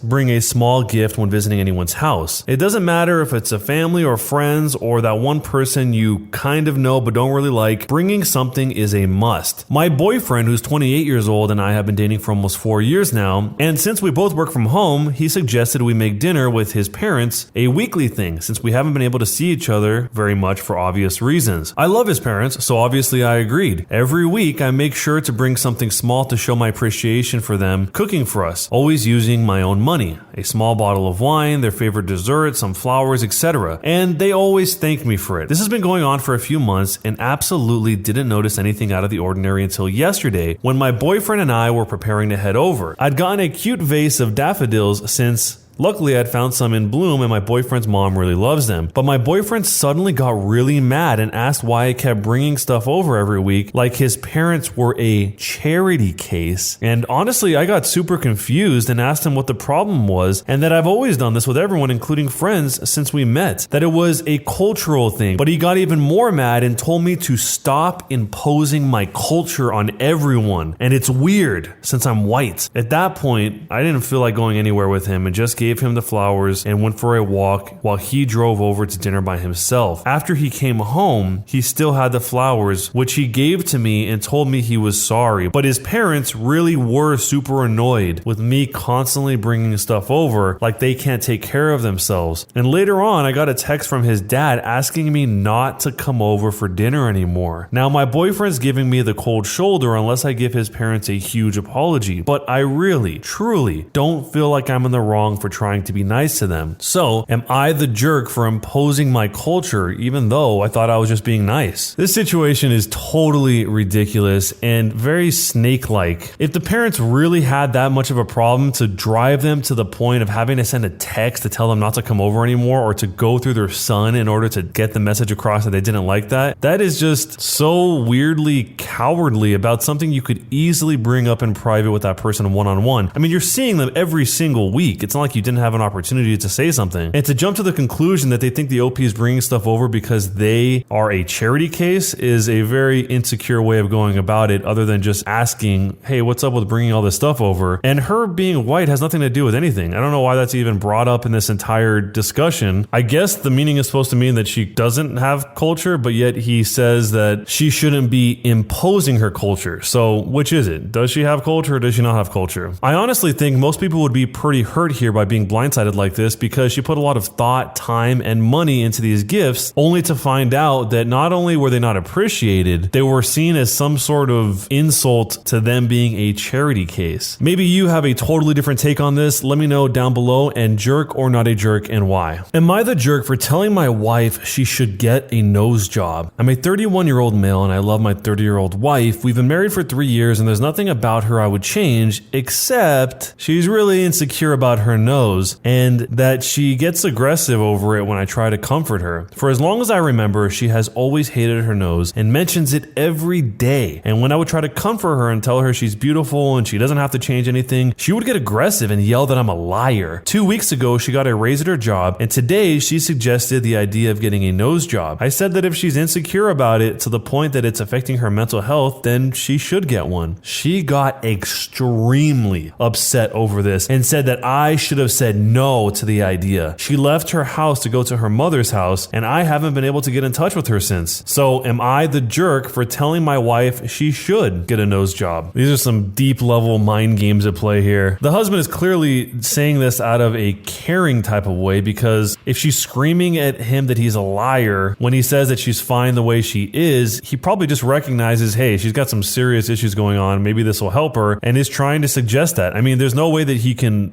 win in this situation, and by win I mean just not be a bad guy here. Why would she even bring it up if she was expecting for him to have a specific answer? That's just such a weird way to go about it. I think that this whole situation is probably wreaking more damage on her mind than she maybe even realizes. But if this was your significant other and this is how they felt for 3 years and then they presented this, what would you say? And let me know, jerk or not a jerk, down below. A male Karen tries to get my dogs taken away from me so they'll be put down and get me evicted so I become homeless and have to live in a cardboard box with my mom. So because of that, I had to get the ultimate revenge. This is how I do it. Make sure to subscribe on YouTube and hit the bell to turn on notifications and follow the podcast. Years ago, my mother and I had just moved to a new dog-friendly apartment complex. We had 2 dogs. One of them was a Bichon Shih Tzu and the other was a Terrier Poodle mix. Because of them, we were excited for the community dog park right next to our building. Also to note, our building was filled with dog owners, each with dogs ranging from small to huge. Our apartment was on the first floor in the back of the building, all the way in the corner. It was a nice private area for us with how the apartments were situated. Since one of our dogs is a terrier, he can get a bit barky when we are not home. Though when we are home, we have a clicker to get his attention, which he has been trained to stop barking and come to whoever has a clicker. Due to our work hours, I was usually home in the morning and my mom was home in the afternoon, leaving him alone for a few hours during the day. After a month of moving to our new apartment, we received a note on our door. It was from one of our neighbors. It stated, "Dear neighbor, I understand that you are new to this complex, but it is rude to allow your dog to bark. It's ruining my sleep before I go to work, and my job is extremely important. I don't care how you do it, but shut your dog up."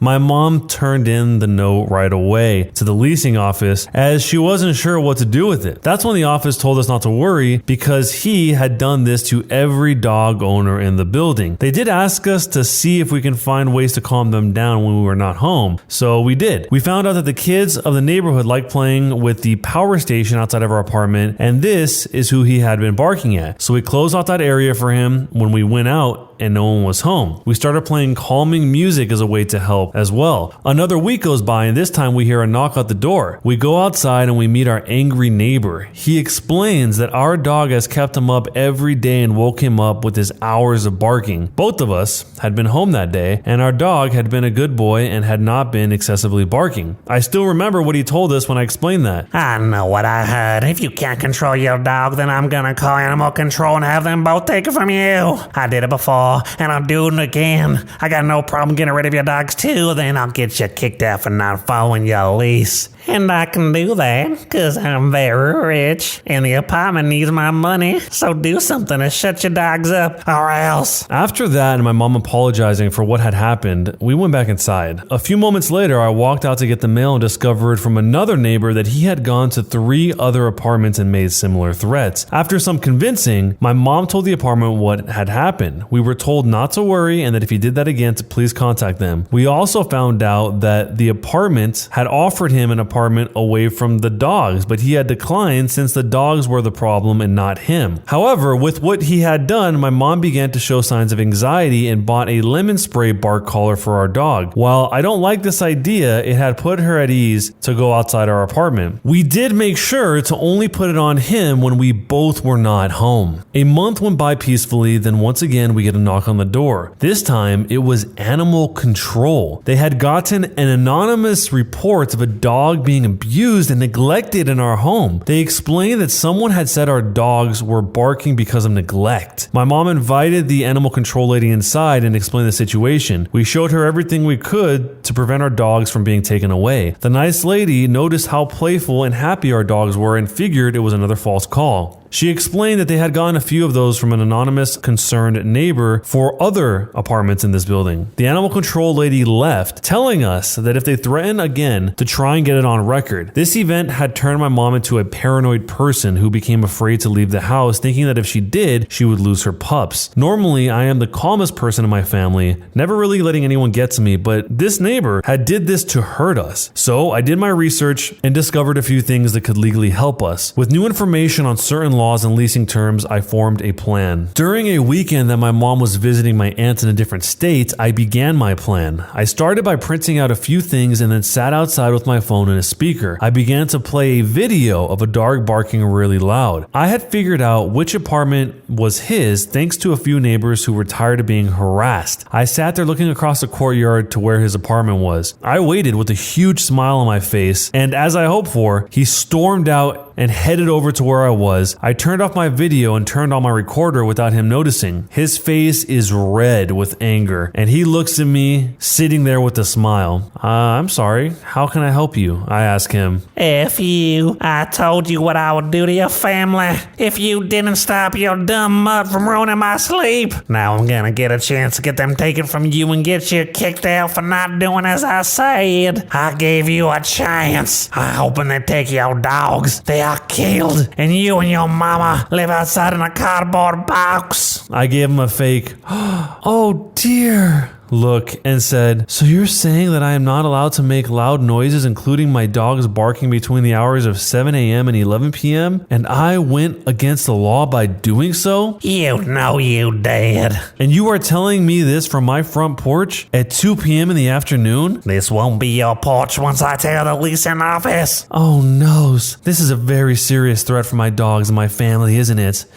If yes, it is. I gave him a huge smile and turned off my recorder from my phone. The neighbor is confused, and now I ask him to have a seat. I have a few things to show him. I pull out my papers and hand him the first one. It was the county's noise ordinance laws. In our county, a dog's bark was considered the same amount of sound as a loud appliance, so they can bark between the hours of 7 a.m. to 11 p.m. Before he could talk, I pulled out another paper. This one states that it is against the leasing terms to threaten another neighbor, and after one warning, the apartment complex had the right to revoke their lease. He looked at me with an understanding of what he had done now. I silence him and pull out one last paper. This one was another leasing term that I found. This face after reading this one made him turn white. This last one talked about how it was a complete violation of leasing terms to go to another renter's property and threaten them on their property. This includes the renter's outdoor area. Those found guilty of this violation will have their lease revoked immediately and be forced to leave the apartment within a set time. The scared look on his face was priceless as I silently got up and walked back into my apartment. After he finally left, I called my leasing office and explained what had just happened and agreed to email the recording to them right away. A week later, my mom came home with some news that she had learned from the leasing office. The man had been evicted from his apartment and would be leaving later that week. I found out that my actions had caused the other dog owners of the building to come forward and admit what he had been doing to all of them. After that, there was never another complaint, and I threw away the lemon spray collar. My mom still gets anxiety attacks every once in a while, but has been getting help to ease those worries. As for me, I don't regret what I did. I just feel bad that it had to come to this. Am I the jerk for getting this type of revenge on my neighbor? In this story, I can't believe that the male Karen actually says he's going to try and get the dogs taken away from the OP and the OP's mom and have them put down and have them both live in a cardboard box once they're evicted. I mean, this is such a heartless person, and the fact that he's going around and telling this to all the neighbors, not just the OP's family, makes it seem like there's really something unhinged about this guy. The part where the OP said that they were both home the entire day and the dog was being a good boy and wasn't even barking at all, but yet he came over and started knocking on the door to berate them, makes me think that maybe he heard somebody else's dog and just couldn't tell exactly where the noise was coming from and just went over there. But why would this guy even live in some place that is advertised as being an extremely dog-friendly complex that has a dog park next to it? Of course, it's going to attract people that have dogs to be living on all edges of you, surrounding you from every direction. I'm surprised that once the OP did do the reveal that he didn't try and retaliate or do something else to try and overcome that, because it seemed like his personality was very argumentative, but then once all the cards were laid on the table from the OP, he kind of just stopped. And maybe that is because he thought that if he was just chilled out out that the OP wouldn't do anything, but the OP did pretty much immediately. Went back to the apartment, gave the recording to the management of the apartment complex, and then he ended up being evicted anyway. So maybe he just thought that the OP wouldn't do it if he just chilled out. This guy did seem incredibly heartless, especially with the way that he thought about the dog like it was just some sort of object, not a living thing that you can just toss out or dispose of. So let me know what you would do if you're in this situation, and jerk or not a jerk, and why. Am I the jerk for asking that my daughter not share a room with a special needs kid? I'm a 35-year-old female and I have 4 kids, a 10-year-old daughter, a 6-year-old son, a 4-year-old daughter, and a 1-year-old daughter. Our eldest, Izzy, is 10 years old. She is a doll. My son, Luke, has autism and ADHD, and while lovable, can be a bit of a handful at times. Therefore, Izzy is witness to both the fun and not so fun parts of neurodiversity and has developed saintly patience and a knack for helping special needs kids with a sense of maturity beyond her years. Particularly notable is her kindness with Maisie, a girl in her class with autism and severe anxiety, which has worsened as a result of the tumults of the last few years. Izzy's help to Maisie has been brought to my attention before, and I am a super proud mama. Next weekend, school are taking my daughter's class on a trip, and on Thursday, Izzy's teacher asked her to be in a room with Maisie, saying it would make Maisie happy. Maisie has intense separation anxiety and has never been away from home before, but framing it as a choice. Always obedient and wanting to do good by her teachers, Izzy agreed but came home crying, saying that she didn't want to be with Maisie because she wanted a break from having to be stressed so others can be happy. This made my heart break, and I know more than anyone that my daughter deserves a chance to be a kid, as in all the lockdowns. She didn't have her usual outlets of sports clubs and had to spend a lot of time with a cranky Luke whose routine had been destroyed, and a toddler who was very excited to have her big sis at home. While my husband and I always try to do one-to-one activities, it admittedly got harder once his furlough ended and I unexpectedly got pregnant with our youngest. Luke also found the baby difficult sensory-wise. So whichever parent wasn't tending to the baby often had to be elsewhere with Luke, meaning not as much attention on Izzy as we would have liked. I also feel so bad that my daughter has had a rough ride, and frankly, I want to give her a chance to be a little girl instead of an adult. I contacted her teacher, who was aware of the situation with Luke, who agreed that letting Izzy have a break would be a good thing. Today, the school spoke to Maisie's mom, informing her of Maisie's room on the trip. I know the girls in the room and they are lovely, but she was clearly unhappy. She asked me to ask Izzy again. When I said that it was her choice and I have to respect it, she sent a tirade on how I was bringing Izzy up to be intolerant, how Maisie will feel that Izzy has abandoned her, and how would I feel if it was my son. She is now considering pulling Maisie out of the trip as she feels she would not cope with her separation anxiety without Izzy. My husband thinks that it is the school and Maisie's mom's job, not Izzy's, to accommodate her, but her comments are ringing in my head. After all, I am not just Izzy's mom, but also Luke's, and as much as I worry about her missing out, I worry about him being isolated too. I know exactly how Maisie's mom feels and how much it sucks, yet am not doing the one thing to alleviate her pain. So, am I the jerk for asking my daughter not to share a room with a special needs kid? The daughter here has already clearly expressed what she does and does not want to happen. There is no ambiguity, and just because she was helping somebody in the past doesn't mean that she's eternally bound to continuing to help someone, especially if it gets her to the point where she's coming home and crying, saying that she doesn't want to be stressed out instead of having fun. It sounds like that type of responsibility at that young of an age is probably taking a toll on her, especially when she's already having to deal with it to a degree with her brother. She just wants some time to have fun without having to worry about anything, and I don't think that's too much to ask at all. She's a kid. Someone brought up a good point in the post where it says, I know exactly how Maisie's mom feels and how much it sucks, yet not doing the one thing to alleviate her pain. To which the top response said, the thing is, you wouldn't be the one doing the thing that would help Maisie. Izzy would, and she wants a break. In my opinion, you did the right thing. But what do you think? Do you think she did do the right thing here or not?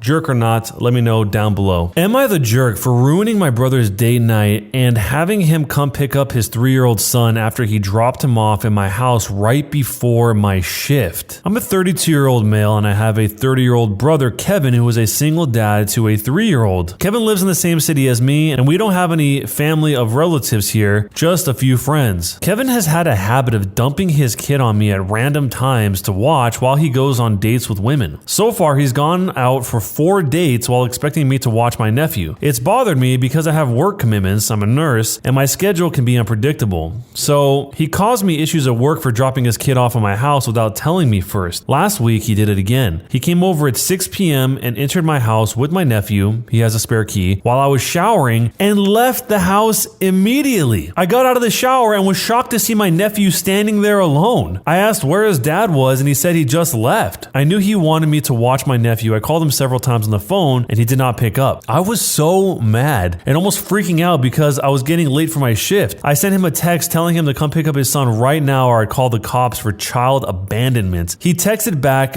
begging that I suck it up just this time because he had an important date and couldn't leave in the middle of it. I told him that I was serious, that I'd do it, and I gave him 10 minutes to get home. He got home looking pissed and started yelling at me for ruining his date and making him leave in the middle of it. Just because I couldn't bother to skip one shift to watch my nephew, I told him I never agreed to watch his son and he made me do it. He said it was an emergency, which made me laugh because calling a date night an emergency is just absurd. Long story short, he left with my nephew but hasn't stopped blaming me for spoiling his date and probably causing damage to the relationship between him and his potential girlfriend. It's been a week and he's still salty about it, demanding I make it up to him and call his date and lie to her and tell her some sob story about why he had to leave like that, but I said I won't do that. So, am I the jerk for ruining my brother's date night and having him come pick up his 3-year-old son after he dropped him off at my house right before my shift? Calling the date an emergency is kind of hilarious. It makes me think that the brother didn't tell the date that he has a kid or doesn't want the date to know that he has a kid for some reason,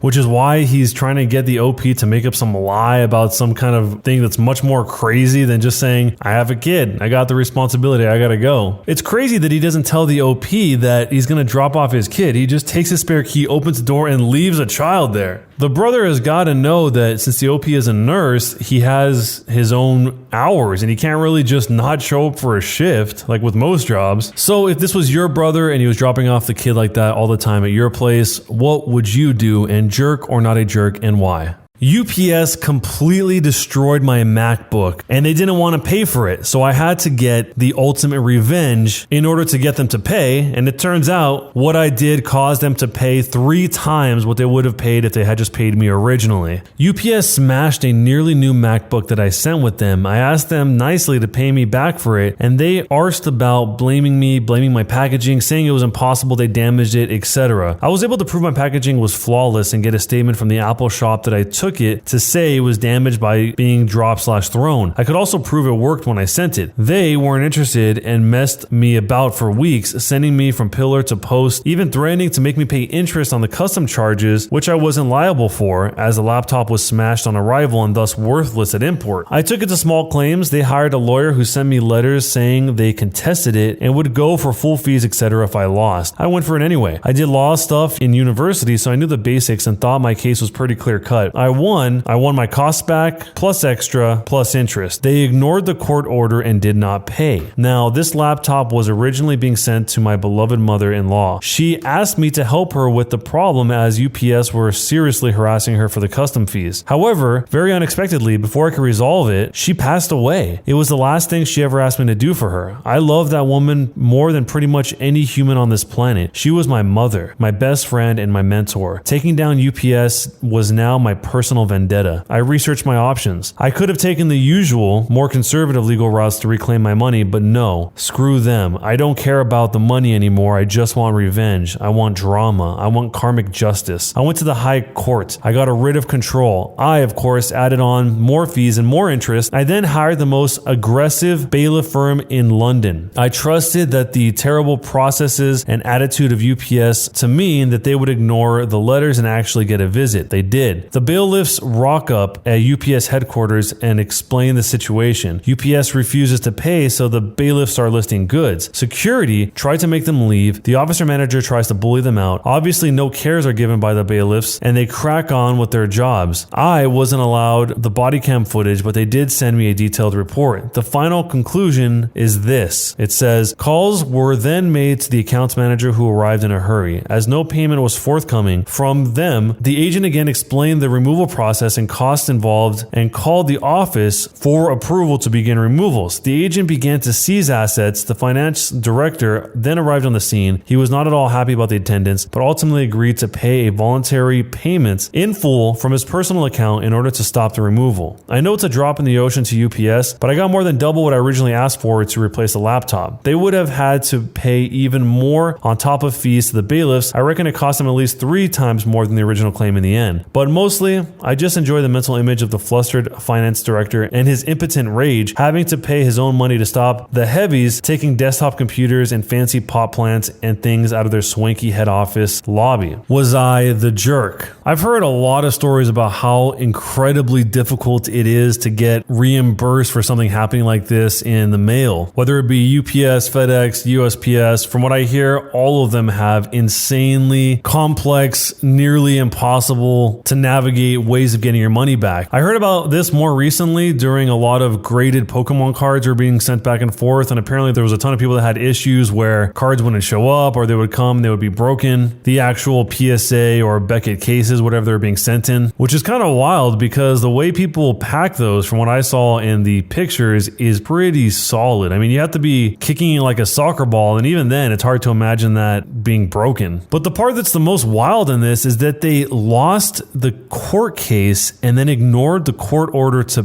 pay. Maybe that was just some sort of accounting error. Maybe they were planning on doing it, just didn't happen. And this is also in London, so clearly things work a lot different than what I'm used to, at least. But it's sad that the OP had to go through all of this just to be reimbursed. It's not like he was trying to make a profit or scam UPS. He just was trying to get reimbursed. And there was a sentimental component to this as well. With his mother-in-law passing away in the process of this, it went from a difficult situation to a terrible situation, clearly. I'm just glad in the end it worked out for him, at least in terms of the reimbursement. I'm sure at least one of you guys has a story about something like this, but if you do, let me know down below in the comments. And in this case, a jerk or not a jerk, and what would you do? Am I the jerk for getting upset with my husband after he told me nothing will change while I am pregnant? So I'm a 26-year-old female and my husband is 28 years old, who I'll call Jake. We've been together for 5 years and been married for 3 years. We recently started trying for a baby as we both felt like that was the next step in our life together, and 3 weeks ago, I got a positive test back. We were really happy and told our families, and now my mom and mother-in-law want to throw a big baby shower for us. It was just super good news all around. Well, 2 nights ago, me and Jake were getting ready for bed when he reminds me to go through the house and make sure all the lights are off. Now, he can be a little lazy at times, and it has become my nightly routine to make sure all the lights are off that he leaves on before we go to bed. I wasn't feeling very well and asked if he could just do it since he wasn't doing anything and was literally standing by the door. He then tells me, "Now." This is what is expected of you every night. I was a little hurt, but I didn't want to fight with him, so I just did it. When I came back, Jake goes on this very long, unprovoked rant saying things like, "Just cause you're pregnant does not mean anything will change. And you are still expected to cook,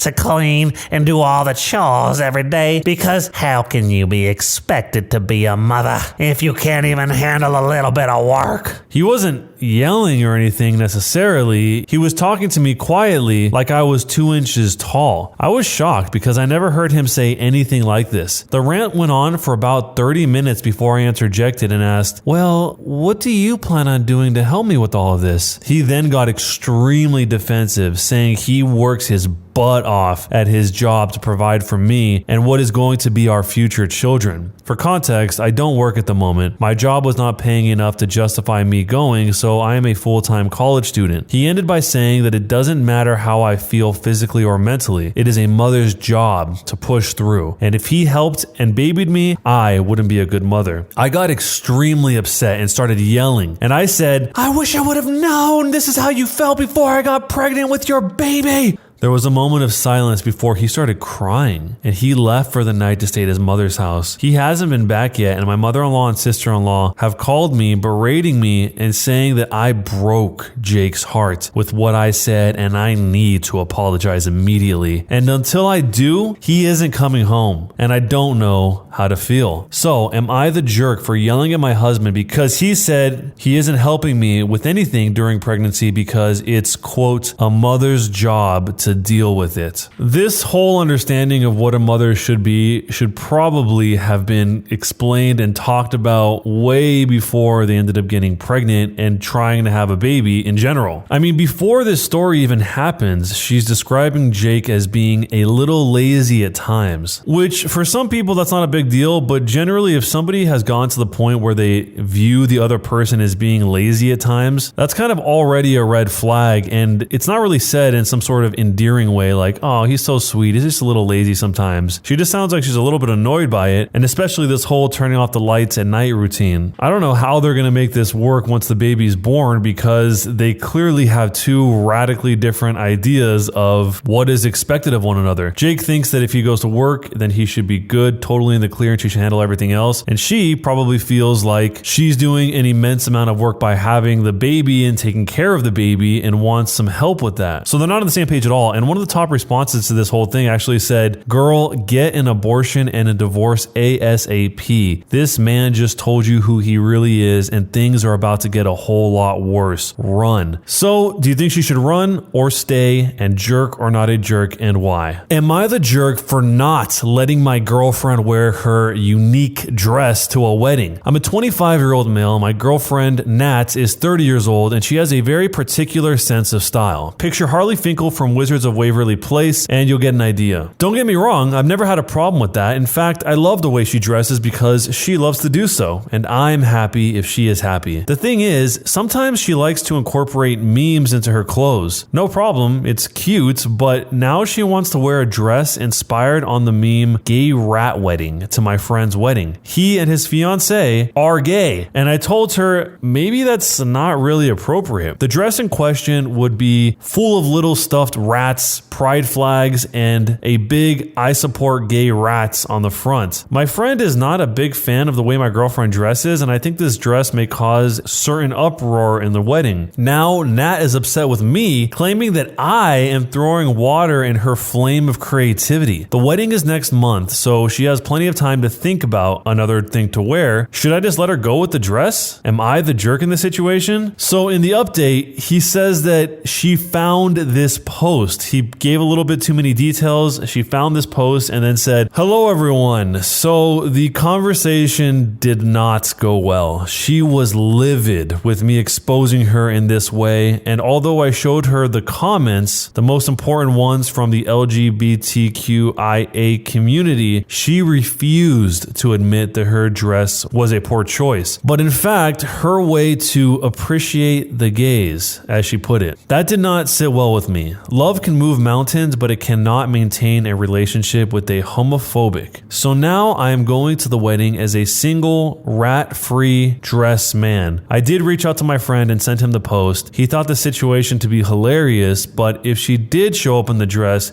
he would definitely kick us to the curb. So, was I the jerk? Yeah, the dress seems like some sort of statement to draw attention away from the wedding itself for some reason. I mean, you can still dress zany without having messages written on your clothes at a wedding. I assume that the reason why the groom said that he would kick them to the curb is because if she showed up dressed like that, then I guess the assumption would be that they are okay with that. The couple is okay with her wearing these clothes that have all these weird statements and gay rats all over them. I looked up this meme because somehow I've never heard of it, but it's actually from the cartoon Arthur, and it's just two rats getting married. That's it. So if it was your wedding, would you allow her to come dressed like that? Let me know down below, and jerk or not a jerk, and why. Am I the jerk for dropping my freeloading brother off at our aunt's house after she called and scolded me for evicting him? My older brother is a bit of a bum. It's mean to say, but it's true. He can never hang on to a job for longer than a couple of years max, and when he inevitably loses whatever job he had, he starts mooching off of family and friends until he can find another job months later. This entails him freeloading at their place, eating their food, using their stuff, etc. He's lost friends because of how long he bummed off of them, and I don't blame them for cutting him off. Well, this last time he lost a job and he went to our parents' house, but they didn't have room because they were letting our eldest brother's family stay with them after he and sister-in-law lost their jobs out of nowhere within the same month. Eldest brother's entire crew was laid off with zero warning, and sister-in-law's work burned down, and they couldn't afford the home they were renting out anymore. So older brother was pretty much out of luck. So our parents, aunt, and uncle all started calling me, asking if I'd take him in just long enough so he could get on his feet again. I stupidly let myself feel bad for him and said, okay, but he only had a few months to get another job or he was out on the street. They all said, of course. And so he came to stay with me, and it was a nightmare. He's a slob. He never washes dishes, never washes clothes, and eats pretty much whatever he wants. I guess since I'm his little sister, he figured he could ignore me saying to get his act together. Well, after 6 months, I told him he had to go and gave him a couple of weeks to find somewhere else. Well, it seems he called our parents and cried about me kicking him out, and they told him he knew he couldn't stay there forever, but they also, of course, called my aunts/uncles and told them all about it. And my busybody aunts called me and scolded me for being cruel to my brother and abandoning family when they need help. I let her talk and finally said she was right. Helping family was important, and I'm glad she showed me that. She seemed glad that I understood the right thing to do before hanging up. So I followed her advice and packed up my brother and drove him to her house. I couldn't take care of him anymore. He was running all my bills up, but my aunt made a good point. Family should help each other. So I dropped him off there. She has room since all her kids moved out, and then I left. But I wasn't even halfway home before I was getting multiple calls from my parents and aunts. My parents were demanding to know why our aunt was blowing up their phones, and my aunt was leaving voicemails shouting at me to come back and get my brother. I explained to my parents, and they said it was a good idea since my aunt sounded like she wanted to help. But my aunt called me a jerk and said she didn't want my brother there. And when I told her family helps each other, she called me the C word. Last I checked, he's still living with her. So am I the jerk for dropping off my freeloading brother at my aunt's house after she called and scolded me for evicting him? Why wasn't that the first option to begin with? Why did they go to the little sister who's obviously trying to just get by versus presumably the established aunt who has extra rooms in her house in the first place? One way or another, the brother has to learn the lesson of saving for when a rainy day happens or being able to at least plan in advance, because there are certain things like the example that they gave here with the eldest brother's family where it's out of your control. I mean, you can't control that your job burned down or that everyone gets laid off at the same time. That's completely out of your control. But when it habitually happens again and again to the point that you have a reputation for being a freeloader and that you're just basically taking advantage of everyone in your life that you know, your friends and your family included, eventually you got to learn to stop doing that, because you're going to burn all the bridges you have and you won't have anywhere to go at the end of it. There was a few points of clarification the OP included, which started with saying that her brother doesn't work menial jobs. He's not just hopping from one minimum wage job to another. He's working very good paying jobs like electronic repair, automotive maintenance, etc. He's very skilled but lazy. Apparently the aunt hadn't spoken to the OP since she called her that word and hung up on her. And the brother has only been with the aunt for about 3 weeks or so, and he stayed with the OP for almost 7 months. And as for the question of, is the brother upset with you for kicking him out? She said initially he was, but he was in a better mood when he realized that the OP had another place lined up for him to stay. Not sure how they're doing together since I haven't talked to either one of them after I dropped him off. So if this was you in this situation, would you do the same or do something completely different? Let me know, jerk or not, down below.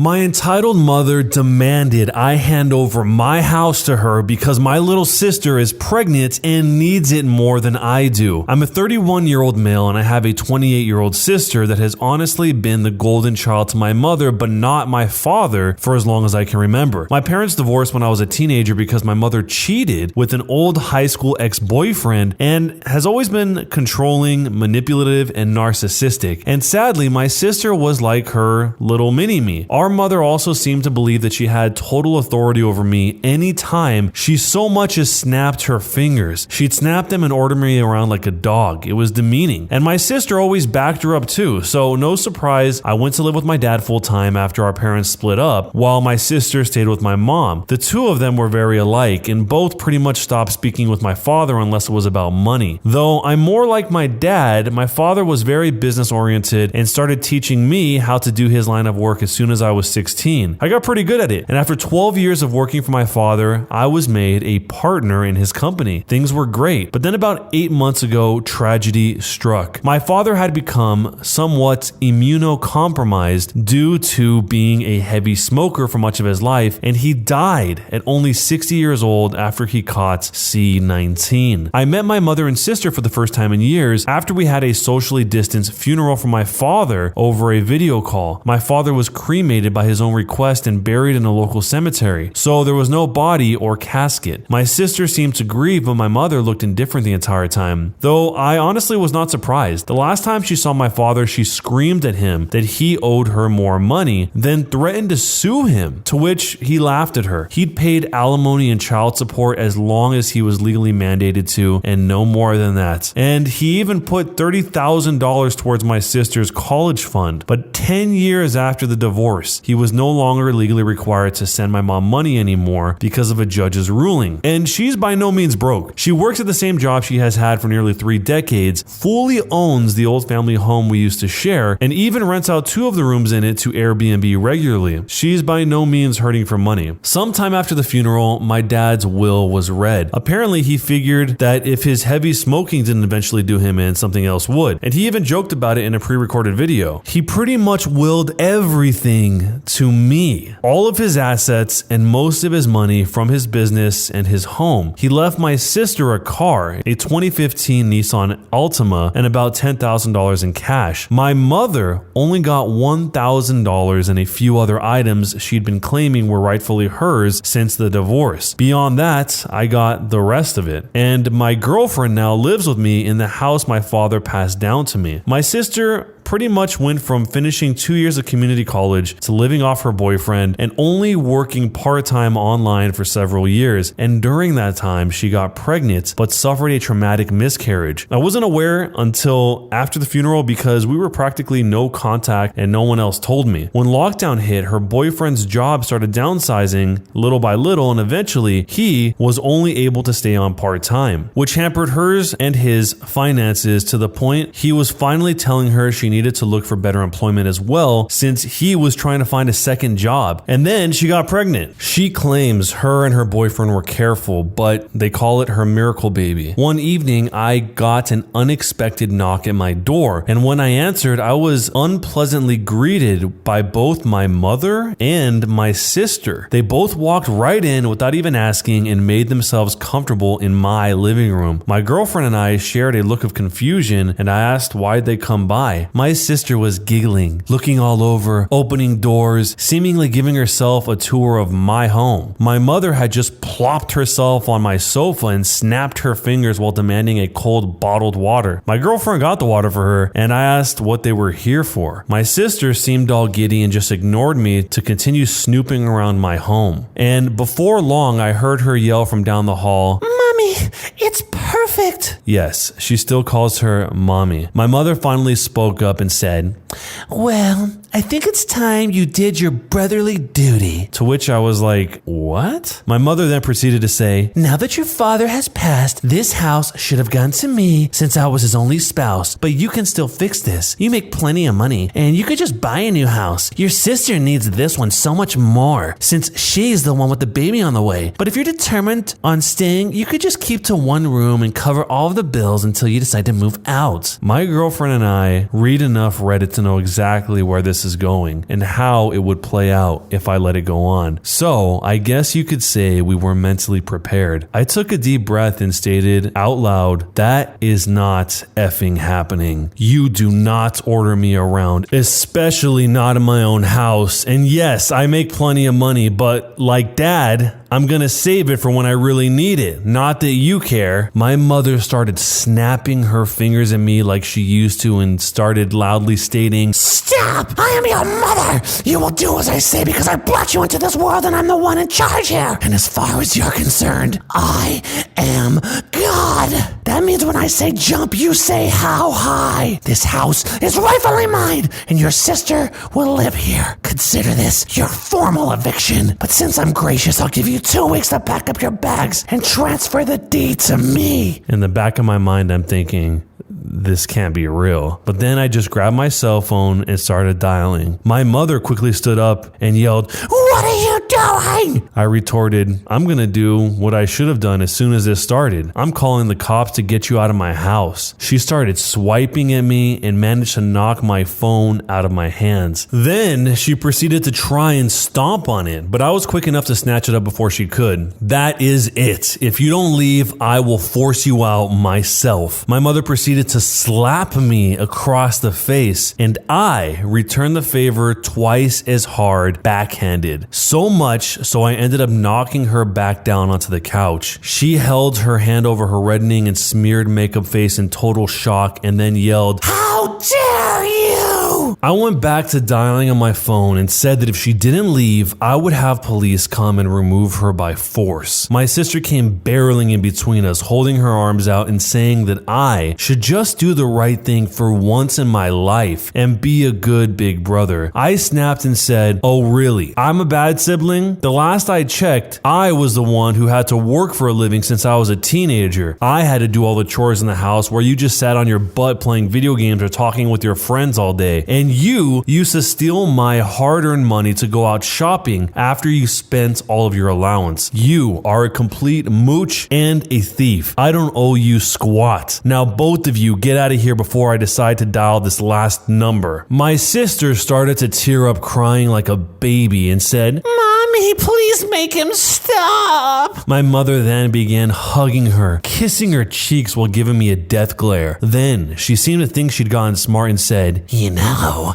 if you do call the police, I can just tell them that you hit me. And who knows, I could maybe say to everyone that you wanted to do a lot worse to a poor pregnant girl in need. I don't think that would be a very good thing for your..." I cut her off with a raised hand and said, "Just stop. If you hadn't noticed, my girlfriend over there has had her phone out recording this entire time. And that means we have recorded evidence of you assaulting me first and openly stating that you'd lie to the police. I don't think that'd be so good for your reputation at your job or your little Airbnb." If looks could kill, my mother would have blew me up like a tactical nuke. But she quickly deflated and started dragging my crying sister out by the arm. My sister was somehow acting like a complete toddler and broke loose of our mother's grip to sit down on my porch step and have a tantrum. I just gave my mother a look and said, "Do you see now? This is the result of the spoiled way you raised her." She glared at me, and then I was treated to a show of my mother trying to drag my sister off my porch steps. But she latched onto the porch handrail and kept saying, "You promised me," over and over again. I let out a cackle and told them both from the door to never come back. My mother flipped me the bird and then went back to trying to drag my sister off the porch. It took a few minutes, but finally she got my sister to get up and leave with her by saying that I am a cruel and heartless jerk who will go to hell for this. I laughed some more and said, "There's also a special place in hell for liars and narcissists who try to manipulate others to get their way." My mother clenched her fists and was about to say more when I just held up my smartphone again with a recording and said, "The clock is ticking, Mom. Get off my property." My mother then walked my sister to the car, gave me one last snooty look and drove off. I thought that was the end of it, but letting things go was never something my mother would do. After a few days, I started to get messages from people I know and some relatives online. A lot of them were furious with me, but others just had questions about what was going on. I tried to check my Facebook, but I couldn't see anything they were saying because my sister and my mother both blocked me on their social media. But my girlfriend could still see everything because they kept their profiles set to open. We screenshotted everything and then printed out some of it. Both of their profiles had posts that called me a greedy, heartless jerk who stole the house that was meant to be my sister's inheritance right from under her by paying off the lawyer who handled Dad's will, which is a complete and utter lie, and they both know it. I called my lawyer, who was also my father's lawyer and trusted family friend, and gave him copies of all the screenshots from Facebook and the video that my girlfriend had recorded the day my mother demanded my house. He wanted to just write a formal cease and desist, but I wanted to take it further than that, and he sent them a letter I told him to write via express mail that had to be signed for, so I know they got it. My mother called me in an absolute fury the same day the letter was delivered. I told her that if she and my sister didn't redact all of the untrue social media media posts they made about me and tell the absolute truth, then I'd send all the information I have to the whole family, her boss, and upload the videos we recorded of her online. And then I'd sue her on top of it. She called me unreasonable and that she just did what she did for my sister's sake, and then went into a full-blown lecture reiterating her belief that my sister still needs my house more than me. I bluntly stated that I didn't care what she thought, and that if she didn't redact everything and tell the truth, then I'd make sure her career would be over. She begrudgingly said, "Fine, you win. Have it your way and keep the stupid house," before hanging up the phone. That very evening, all of the lying posts disappeared from their profiles. I was unblocked, and my mother gave me and everyone else a halfway apology, claiming she jumped the gun with everything she said, and because she thought my sister needed my house more than me because she's broke and pregnant. But the house was rightfully mine according to my father's will, and she knew that before my father even passed away, so she had no right to try and claim it. As for my sister, she also apologized, but more or less just parroted everything our mother said while claiming she just went along with her ideas. And then she blamed what she did all on our mother and her pregnancy hormones. The replies poured in for some time on both my mother and sister's profiles, many furious with them for trying to take my house. I got a lot of messages of sorries and my bads from people who previously believed her, but all it really did was show me who was more on her side to begin with, since they were all believing her nonsense so quickly. They were mostly people from her side of the family anyway.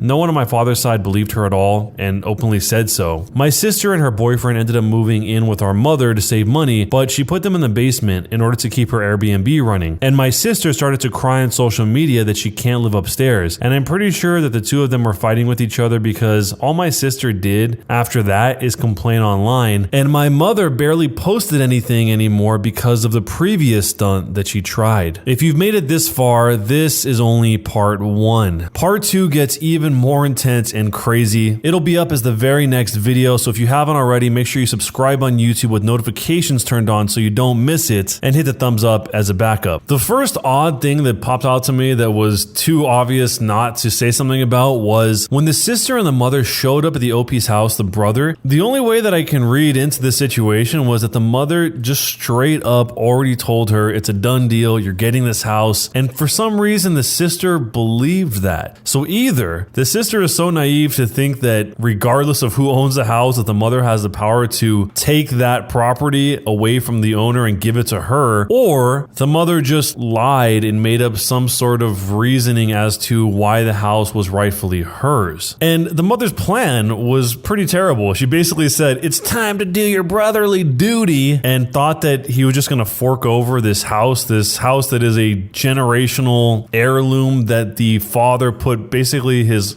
whole life working to build something so he could have this house to pass it on to his son. I could definitely understand being irked by the situation where the daughter just gets the car and the son, the OP, gets everything else. That could definitely be frustrating. I definitely see that, but it doesn't change the reality of who gets what. I mean, there's no way to out logic that situation, which is what they seem like they were trying to do here. And this theme actually pops up a lot in part 2. Part 2 is pretty long, but you see some of that thinking there as well. And with the girlfriend recording this whole situation where they strike each other, I have a feeling that the OP's girlfriend may not have actually been recording at all, but she just yes-anded the situation, just played along improv style, being like, yeah, it was recording the whole time. Because when the mother and the sister showed up, the OP and his girlfriend weren't in some crazy defensive mode, they were just confused. And lastly, by far the weirdest part of this entire thing was that the mother literally says, "I am God. That means when I say jump, you say how high.